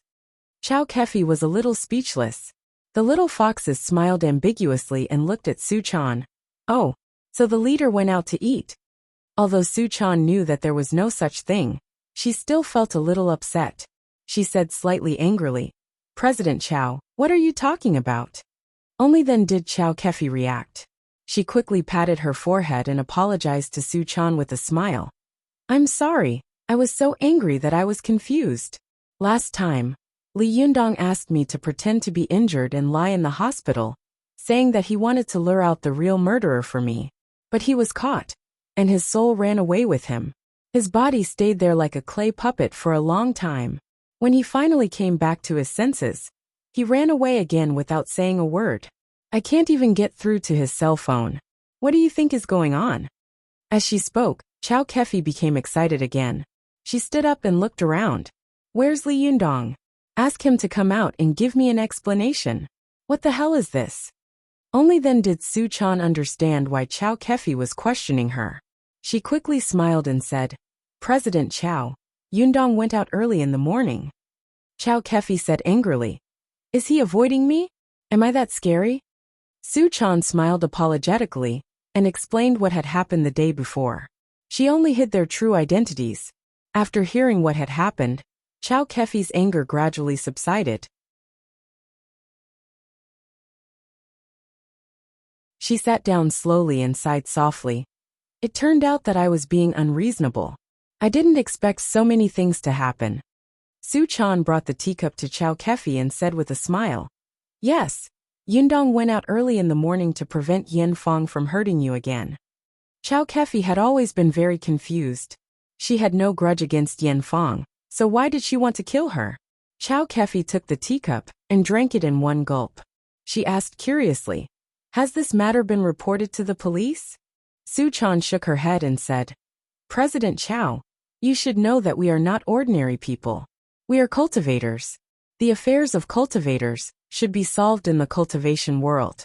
We can't involve the secular world." Chow Kefi sighed and said, "When I first saw Li Yundong, I felt that he was not an ordinary person. Now it seems that this guy is really not an ordinary person." Suchan poured tea for Chow Kefi and said with a smile, "When I first saw him, I didn't think he was anything special." Chow Kefi laughed and gave Suchan a meaningful look. Looking at Suchan's young and beautiful face, she suddenly felt a little sour in her heart for no reason. She thought to herself, "Why did God let me meet Li Yundong, my enemy? This damned enemy is so elusive. When he needs help, he will appear. When he doesn't need help, he will disappear without a trace. Damn it, damn it." Thinking of this, Chow Kefi couldn't help but feel resentful. She looked around and asked, "Is today the first day of business? Li Yundong didn't even show up on the first day of business? He just left such a big business to you? That's too much." Hearing this, Suchan's heart skipped a beat and she thought to herself, "Yes, President Chow is a strong business person. She must have a way, and the way she comes up with is definitely better than ours." Suchan immediately asked, By the way, President Chow, we are worried. Since this tea house opened, no customers have come. I'm so worried that my hair is going to turn white. Hurry up and think of a way for us. Chow Kefi's mind was on Li Yundong, her enemy. She replied casually, in fact, it's very simple. The hardware facilities of your tea house are good, but the software facilities are a little worse. Naturally, no customers will come. Su Chan blinked her eyes and asked, what software facilities? When the other little foxes saw that Su Chan had finally changed her target and wouldn't let them come up with any ideas, they immediately felt relieved. They gathered around and looked at Chow Kefi eagerly, waiting for her to come up with an idea. Chow Kefi acted as if she hadn't seen them and said casually, it's service. If you sit here foolishly, of course no customers will take the initiative to come in. The hardware of your tea house is at the level of Shangri-La, but the software is far inferior. It should match the level of Shangri-La. Su Chan listened in a daze. Although she didn't fully understand, she finally understood what Chow Kefi had said. Get customers. But how to solicit customers? Su Chan wanted to ask again, but she saw that Chow Kefi seemed to be in a daze. She swallowed the words that were about to come out of her mouth, a little embarrassed to disturb her again. But after thinking for a while, the little girl didn't know what to do, so she turned her head to discuss with the little foxes. Hey, what is Shangri-La? Su Chan asked in a low voice. The little foxes looked at each other in dismay. How could they answer her question? Only Ling Yu boldly said, does it mean to pull the guests in enthusiastically? Su Chan was stunned. Before she could speak, the little foxes pretended to understand and nodded one by one. Well, it's very possible. That's right. Su Chan felt that something was wrong, but she couldn't think of a good way. So she turned her face back and asked Chow Kefi tentatively in a low voice. President Chow, what does Shangri-La mean? Chow Kefi didn't hear Su Chan's words at all. She was in a daze and replied casually, yes, you have to be enthusiastic and take the initiative in doing business. Su Chan suddenly understood. Oh, does Shangri-La mean to pull customers in enthusiastically? Understanding this, Su Chan turned her face and said to Ling Yu, you go to the Shangri-La at the door. Ling Yu was dumbfounded. She widened her eyes and pointed at her nose. I'll go. Su Chan glared at her. Of course, do you want me to go? Ling Yu looked aggrieved and glanced at the other little foxes. Why don't they go? The other little foxes immediately drew a clear line with her and said one after another, you're the one who said Shangri-La. Of course you should go. Ling Yu cried out in grievance. Why do I have to go for everything? Seeing this, Su Chan quickly coaxed her. Okay. When Yundong comes back, I'll ask him to give you more pocket money. Ling Yu looked indignant. I want double. Su Chan's face darkened. We haven't even had a customer come in yet, and you're already bargaining. If you don't get any customers in, I'll double your pay. Ling Yu cursed in her heart, but the status and prestige of the lady boss couldn't be ignored. If she went back in blue pillow talk, how could she go about it? Ling Yu didn't dare to argue. She could only curse in her heart and walk to the door unhappily. As soon as she walked to the door, she saw a middle-aged man in a suit and leather shoes poking his head into the tea house. Ling Yu was overjoyed. She hurriedly ran over and said in a greasy voice, Sir, would you like to come in and have a cup of tea? The man was shocked. He saw that Ling Yu was exceptionally beautiful, and her eyebrows and posture revealed a kind of seductive charm that ordinary women didn't have. His heart suddenly thumped and he stammered, Sir? Ling Yu quickly corrected herself. Sir, would you like to have a cup of tea?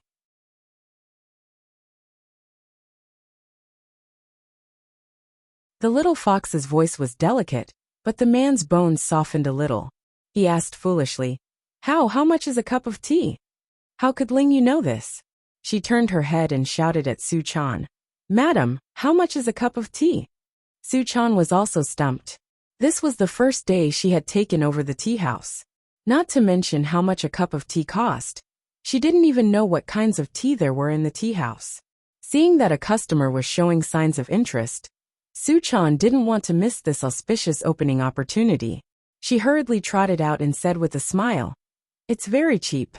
Come in and have a drink." As soon as she ran out, the other little foxes also ran out and said, "That's right. Come in and have a drink." The man saw so many young and beautiful girls running out of the tea house. Although they were all different in appearance, they were all stunning beauties. He was shocked and thought to himself, "Oh my God, there are so many top-grade beauties in a tea house. How much does a cup of tea cost? I will go bankrupt, won't I? Forget it. I won't be able to explain to my wife when I go back. I'd better leave quickly." But even though he was thinking this, how many men could really have the willpower to turn around and leave gracefully in front of such beautiful women? The man turned his body halfway, but his feet seemed to have taken root, and he couldn't move no matter how hard he tried. Seeing this, Suchan quickly winked at the other little foxes. The little foxes understood and said with a smile, "Sir, come in and have a cup of tea." After that, they pulled the man and hugged him as they walked inside. Surrounded by so many little foxes, the man's reaction time and intelligence had dropped a lot. He was pulled in a daze. At this time, Chow Kefi, who was sitting in the hall, came to her senses when she heard the noise. She saw the group of little foxes almost carrying a man in. The man kept looking back, his eyes frightened and uneasy, but his feet were involuntarily pulled in. His steps were light, as if he were walking on clouds. Chow Kefi was shocked. After Suchan and the others took the guest to the second floor and sat down, she greeted Suchan, called her over and whispered, "Hey, what are you doing?" Suchan blinked and asked in confusion, "We're soliciting customers." Chow Kefi was shocked and stammered, Are you soliciting customers?" Suchan giggled and said, "Didn't you say so? It's called Shangri-La. Doesn't it mean to enthusiastically pull the guests in?" Chow Kefi almost collapsed. "Is that what Shangri-La means? How can you see this layer of meaning? Besides, even if that's what it means, is this Shangri-La? You're just trying to pull people in." To quickly find this site, please search on Baidu, Sanlian Literature website, that you're tuning in to the Li Mei's Sword of Destiny YouTube channel. We're so grateful for your support, and don't forget to subscribe to join us on this incredible journey through captivating stories. Your generosity through donations truly makes a world of difference, as it's the primary source of revenue that allows me to expand and enhance this channel for you. Thank you from the bottom of my heart for being a part of this adventure.